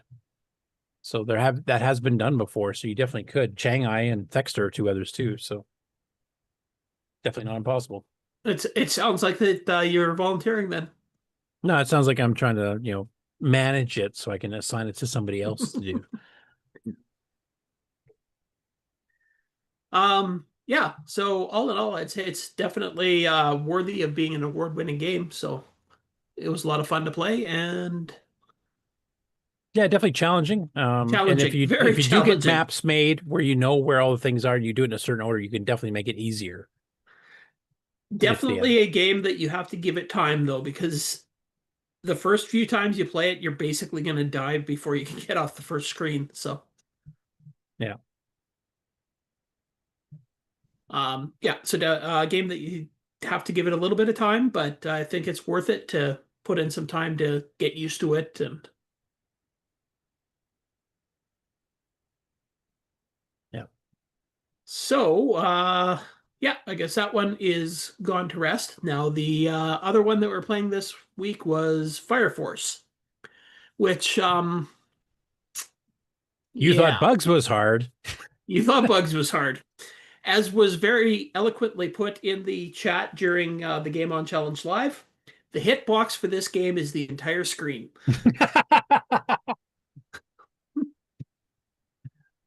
Sad but true. I think literally the programmer for this game probably was like a ZX Spectrum programmer originally, because there seems to be a giant square around your character, and if anything comes into that square, even if it's like 10 pixels away from you, it kills you. Yeah. I think 60 sums up it, his ideas about it in the chat here. He goes hiss spit as soon as we start talking about Fire Force. Which Go ahead. Sorry, go ahead. Oh, I was just gonna say it does have some redeeming qualities. I mean, that's what I was gonna mention. Go ahead. Really, it's your segment. Really good music, and quite amazing music considering it was originally done on the Dragon and everything. And what is it? I think it's 4 voice music in it, or 3 or 4, yeah. 3 or 4 voice music. So it's scrolling graphics. It's got 3 different modes of play. Yeah, there's a lot of redeeming features. Looks really pretty. It just plays like a Commodore 64 game. Or as we call it, the UK games. No, I'm not even going to say that it's that good. Worse than that. It's a low end UK game for the way it plays. Because I mean, I've had ones where the hitbox is pixel perfect and everything. This one's not even pixel perfect. It's how do you be negative pixel perfect? And 60 points this out. Now, we don't want to do this for the Game On Challenge, but there is cheat codes, and you can actually see some quite good stuff in the later levels, which is the only way I got the screenshots on my site. If it wasn't for that, there's no way in hell I would have seen this. I actually plan on doing that on Thursday, putting in some of the cheat codes to look at some of the later levels, because As you said, I don't think anybody's ever going to get off level 1. Yeah. That one, I believe, has some reviews in Dragon User, too, if I remember. You will find some reviews for that one. Yeah. We should mention probably, too, it originally was a Dragon game. We got a CoCo ported later. Although Sloopy might have to be doing that next week because I might not be here. Oh, got a show to do? Well, no, I'm traveling on Saturday morning, and if I get home in time, I'll join the show. Okay. But so there are other levels apart from running around trees and getting shot at, is there? So the first level is running around trees getting shot at. The second level is you're running across a bridge. And the third level, you're flying a jet. Right. So it's got a lot of variety for that type of thing. Like, it's not just the background and stuff that's changing. It's the whole way that you play the game changing. Right. Yeah, just so people know what we're talking about here, I'll actually just bring up my site because I did take screenshots of those once I found the cheat codes. Unless you got them all handy, Ken, you want to do it? I do not. Okay. Okay, so you guys can see that. For one, it had a P Mode 4 intro screen if you load it off tape, and then it goes to a lower res so it can keep up the speed. And this artifact color thing doesn't look normal. I think whoever did the CoCo patch, I think, added the artifacting. But yeah, then you got this one where you're running across the bridge and ducking and shooting. And then you got this one where you're a big fighter plane fighting off all these other aerial-borne obstacles with the scrolling terrain underneath. Oh, you didn't scroll down far enough to show the cheat codes? There. So. So if you want to know the cheat codes, they are on Curtis's websites, just so you can see the later levels, because... And I got those from somebody else. I didn't figure them out, so... I think they're also in the, would you download it from the archive? They're actually, there's a text document that comes with it from the archive that has the cheat codes in it. And that was my instructions reading. Yep. You just read the cheat codes? That was what was in the file. That was the instructions. But even stuff like the game ending screens and stuff are animated and stuff too. Like, they put a lot of work into the graphics and sound of this thing. It's too bad they didn't think about gameplay. Yeah. Well, that's why I say it's kind of like a Commodore game, because there are so many Commodore games that look amazing, have amazing sound, but the gameplay is crap. I mean, I'm not saying that for all Commodore games, but there is a lot of them where people just really put lipstick on a pig. So you're saying the Commodore doesn't have a gameplay chip? You have to Scott. actually write that part. Scott Cooper's comment on the gameplay says the trees seem to have arms that hold you in place. They're just low branches, and they hook your uniform. And then Sixie's saying with a winky face here, so now I'm curious. I do hope you've gone through all the Dragon user reviews for this. Apparently there's more than one. No, I have not. That's next week. Come on. Apparently 60 really likes this game, isn't it? Yeah, that's why he said hiss spit. So 60, I'm expecting a really good score from you for the to be submitted for this game. And a review. We want to see a 60 review specifically on this game. Yeah. Something we can read on the air next week. So not as much swearing as you probably want to use for the review of this game. Similar to my Rogue review. Yeah. I've seen that review in the Australian magazine, or the Australian Users Group magazine, I should say. Yeah, I know that. Actually, that worked out really well, because I just when we played Rogue, I got to just take your review out and just say, well, this is why Nick was wrong here, and here. I mean, you took an amazing game and you just pooped all over it. It's an anti-Commodore game. Has gameplay, but it looks like shit. There you go. I will accept that. Like 60's review, succinct. Yeah. All right, so we're playing Fire Force for yet another week. Are you guys want some game live game stuff you want to show? Yeah, let's take a look at some live game show stuff before I go on.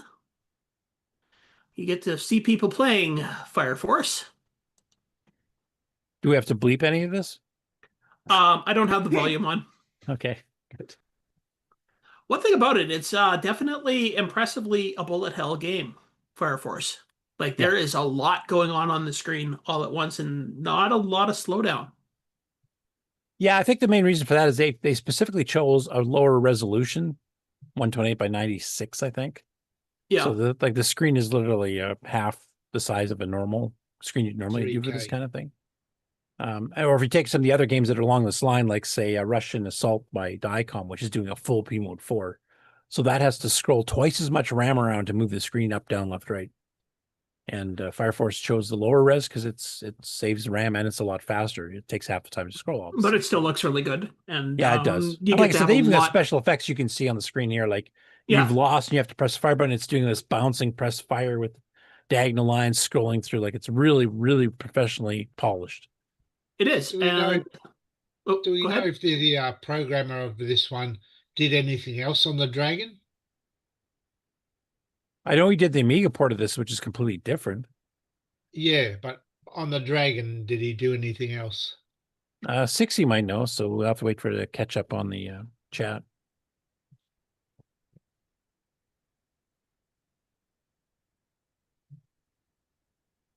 And of course, you can see bugs being played as well here. Yep. Oh, and also one of the also really annoying things about it is 60 mentions there that bullets can appear out of nowhere. Technically, I think it's that the bad guys can shoot at you from off screen. Okay. So sometimes when you get too close to the edge of the screen, all of a sudden bullets will come from the side of the screen and kill you.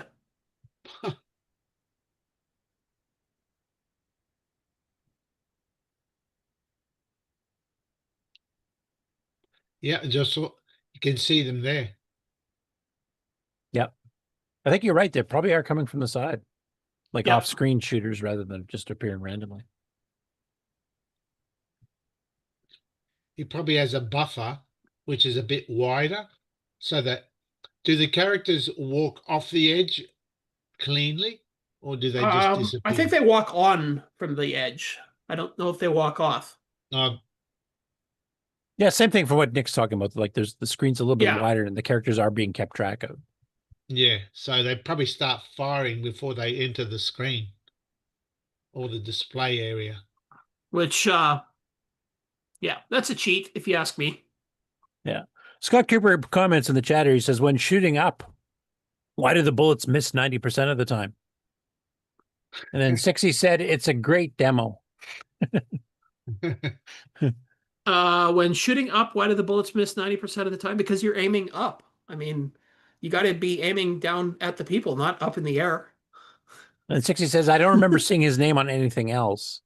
The guy who did the music also did the music for Super Kid and wrote the music system DAMS. Super Kid's another game we have not done on the challenge yet.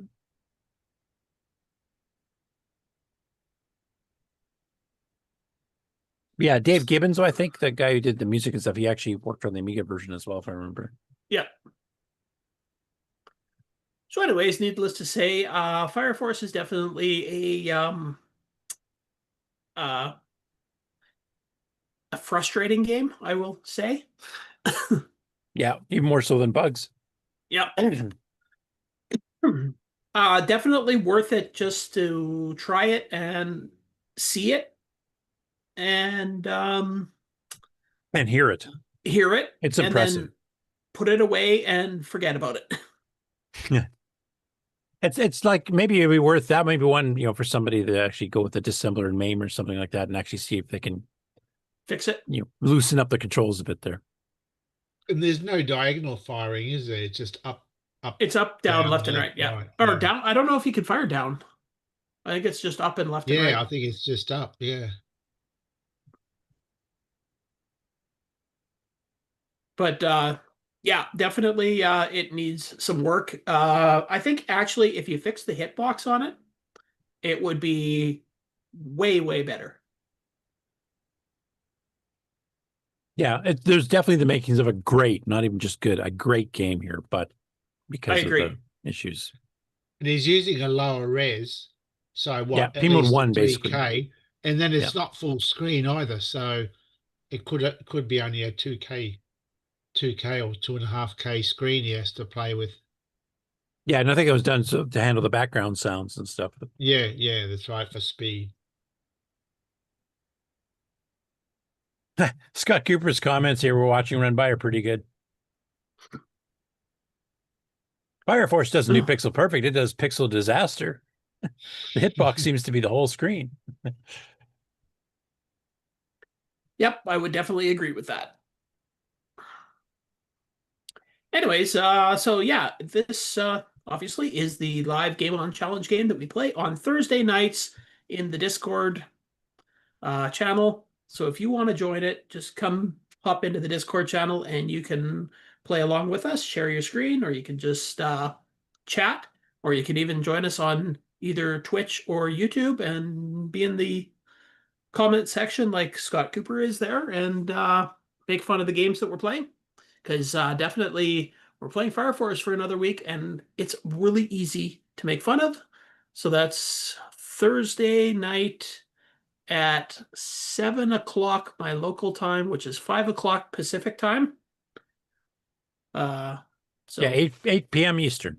Yeah, 8 p.m. Eastern. There we go. I don't know. I'm not Eastern, so I don't know these things.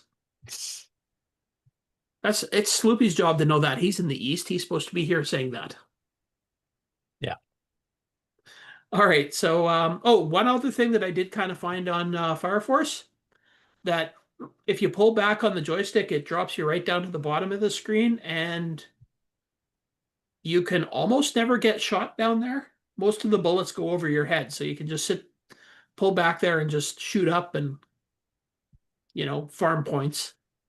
Yeah. That's the only way that I'm going to get a very good score if I do that.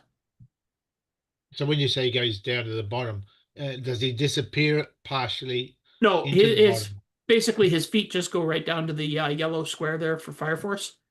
Yeah, he must be buffering it.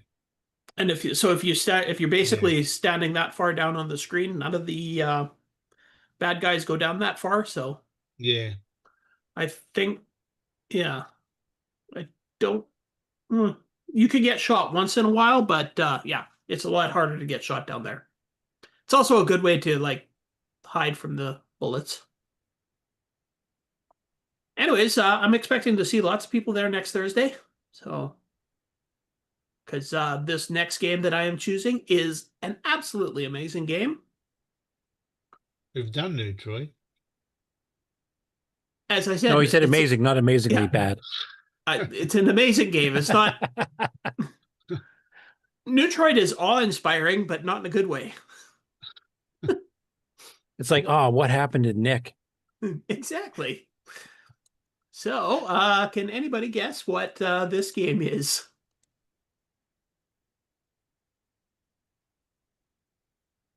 Oh, Steve Bjork did this one. Yep. What'd you say, Nick? Is it some snakes game? Yeah. Yes, it is. I'm just trying to remember the title. Yeah, I can't. It's CoCo 1 and 2 game that he actually put up, when he was doing stuff like Z89, so quite late. Yeah. Got to wear your sunglasses on to play this game. Yeah, I don't know why he picked this. He notoriously hated this color set when James Caron used it in Puyan. So why did he pick it for Snake? Snake Pit? Is that what it's called? That's exactly what it was called. That might be it, actually. Yeah. Here we go. This is sold by the same company that sold Nick's games in North America at this time. Snake Pit. So the idea of this, and we're playing on. We're going to start on level 1 so that people have a chance to at least beat one screen. That's a fairly late game. I didn't. Yeah, like that's when you were doing. You're like Space Intruders and stuff. So the idea of this game is that you are a snake and you're running around and you're trying to eat the eggs that are on the screen. But if you leave them too long, then another snake will be born out of it and it'll start going around the screen, which will give you another thing that you have to avoid other than the walls and your own tail. So it's like Snake, but it's got a little bit more to it. So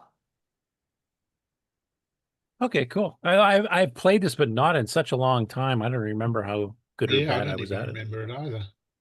Yeah, I think starting on level 1, there's another snake on the screen, so you just have to avoid hitting it and hitting the walls and yourself, and then eat the eggs. As I said, they'll start flashing at one point, and that'll mean that within a couple of seconds, another snake will appear out of that egg.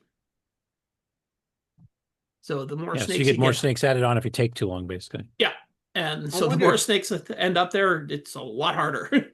I wonder if this is a game that he wrote a long time ago and then just repackages it to sell it. I don't know. He did have Gameplay. some unreleased games because he showed one at one of the Yeah, CoCoFests so- that still never got released. Because I mean, he's done a lot of other. His later games were more, fancier than that one. Oh yeah, Yeah. So this one was specifically to run on a Coco 1 too, and by that time he'd pretty well completely switched to Coco 3. Yeah. Yeah, tough take. I do remember seeing they actually advertised this one in Rainbow from GamePoint though. So again, that is going to be on level 1. So yeah, and if you find all the white kind of annoying, you can do a palette change on a Coco 3 or a Coco VGA and change that to some other color that's a bit more palatable. or you just put sunglasses on. Oh, and I have a hardware request that we can do after this, if possible. Now that you mentioned, anyway, after the game on, I'll have a hardware request. Okay, well, Okay. game on is over, so Go Is ahead. it? Oh. Well, looking at how bright that screen is, and so many Coco 1 and 2 games that use the white P mode 4 screen, is it possible using the 6847 VDG? Does it have some way of making it do a totally inverse screen? Playing with the Luma and whatever pins are available on the 6847. Because I thought if you could put a simple mod in there to hit some sort of an inverse, then that screen would go with a black background, a black border, and then you could do games which are meant to be white would go black as well, and you would have a totally black background, and it would be, well, not so bright on the screen. Right. I don't know if you can do that because I think the border in particular is like hardwired into the VDG. So Well, and the problem with the problem with this kind of video chip is, I'm sorry. Go on, you go. I was going to say the problem with this kind of video chip is you're doing digital division of your clock frequency to get colors out of NTSC because it's all phasing. So there's only certain places you can hit with the clean division, and it's like you go with the colors you got, not the colors you want. Yeah, but when you're doing artifacting, you're only using the black and white. So I thought if there's some way to make white black and black white, you'd still get the artifacting. They'd be inverted though. The red would become blue and the blues would become red. But yeah, it's just your time is a not good gonna way work to have that a way. full black screen that way for any future programs, that is. yeah, I don't know if you can inverse though. I mean, that phase shift they added for the deluxe Coco just shifts it It's from for the color. blue red to the green purple type thing, same as the Apple II did. I don't know if you can invert it. I don't know if it had a funny way to make it invert, that's all. Because, like Zaxxon, it's got the bright white border, but most of the game, of course, is black in the middle. If you could Right. just invert it, it would be the other way around. You'd have a black border, but the inside would be white. But it just means that any new programs, you could design it so that you have a black border and then have the black center. So it'd be a totally black background that you're on, and then you draw your things in white. So it looks more like most other computers. They might have run into the problem that my video converter has, where if you have a black border, it doesn't get the horizontal edge right, and it jitters and jumps around until a lighter color border comes along, and then it suddenly syncs. Yeah, I think to get the effect you're talking about, Nick, I think that would require like an FPGA replacement Yeah, program no, differently, obviously, like a just don't Coco know if- VGA style. Yeah. I don't know if the 6847 had any tricky pins that could do it. That's all. Not that I'm aware of. There's an inverse switch you can do on the text mode, but those characters are built in. You're just flipping the bit as to what one you're printing on the screen. So anyway, if anyone can work it out, apparently Curtis is giving you $1 million if he can do it. Sweet. But there you go. That's Canadian dollars. Yeah, Canadian That's monopoly okay. money. It's still a good $50. I mean, But $20 out Australian.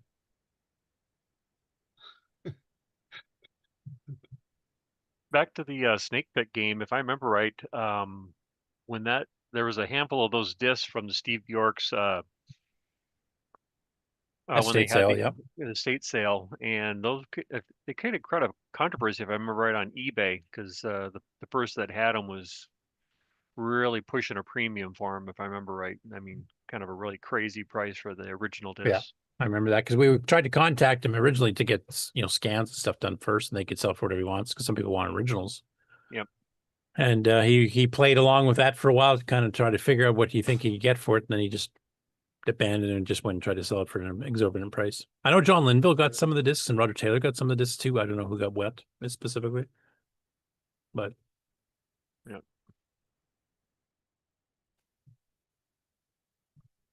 So, all right, yeah, Game On Challenge next week at Thursday at 8 p.m. Eastern, as Ken has mentioned. And, of course, our show will be next Saturday, as it is almost every Saturday of the year. On, what is it, 2 p.m. Eastern, I guess? I think that it's kind of getting low-key. We're getting kind of smaller panelists, or smaller panels and stuff here now, because I think summer holidays have fully kicked in, so people with kids or real lives, whatever the hell that is, just don't have that much time to pop by for the show anymore. So might get some smaller shows here during the summer months. But we'll still have the Game On Challenge to have a heck of a lot of fun. And you guys are still cranking out projects in hardware and software, so there's lots of updates to keep coming. And we'll keep displaying them and letting you know about them. Nice. And Henry, I think, mentioned he might have an update next week for some of his projects too. So Henry Strickland, since we do have several Henrys. Right. Has anybody heard from Henry Gernhardt lately? Because I've not heard a thing. I'm just wondering if something happened. No, it's puzzling. Let's see if I can get a hold of him on Facebook or About something. that summer holiday. Yep. All right. Maybe he just doesn't like us anymore. I mean, that could be literally be the explanation. He's on holiday somewhere. Who knows? I just want to make sure he's okay. That's the main thing. All right. Because normally, if he was going somewhere, he might leave a message saying, "I'm going to be gone for 3 weeks, and see you then."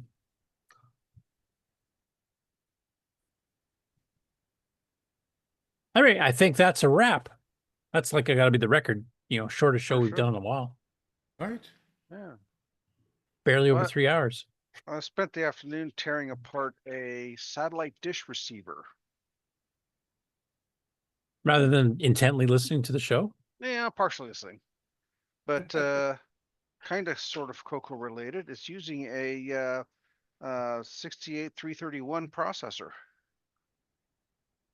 68331, what the heck is that? I don't know. It says MC68LK331CP V27. I imagine something in the 68,000 family. Certainly has enough pins. It must be one of their microcontroller ones with a whack load of I/O built into it. Yeah, I don't know. Like a 68306, for example. Well, because there's ROM and RAM and a whole bunch of other glue chips to translate the satellite signal and decode it and such. This is one that used one of those big 8-foot dishes. Used to right. Point at different satellites. Anyway, I was hoping to find a 6809 in there. Yeah. All right. so back over here, turn that on, go back over to this mode, and so that's everything we got for today then, huh? Yeah, I think so. Wow, we still got to fill in 45 minutes. No, we don't. Okay, Curtis, why don't you do a live disassembly of Nitrous 9? Hey, Ron. This concludes another episode of the CoCoNation, the world's leading live interactive talk show featuring the Tandy Color Computer. For all things the CoCoNation, visit us on the web at thecoconation.com. We'd love to hear from you. Send feedback, suggestions, even segments via email to show@thecoconation.com. The CoCoNation show would not exist without the community and its cast and crew. The CoCoNation theme song, copyright 2022, D. Bruce Moore. Mixed, mastered, and produced by D. Bruce Moore. The CoCoNation is over. Join us on the Coco Discord server. Coco forever. Hey, Rick, I like your hair. Hey, 420 is done. Peace out.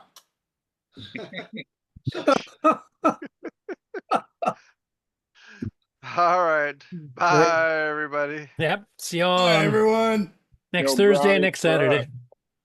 We're sorry.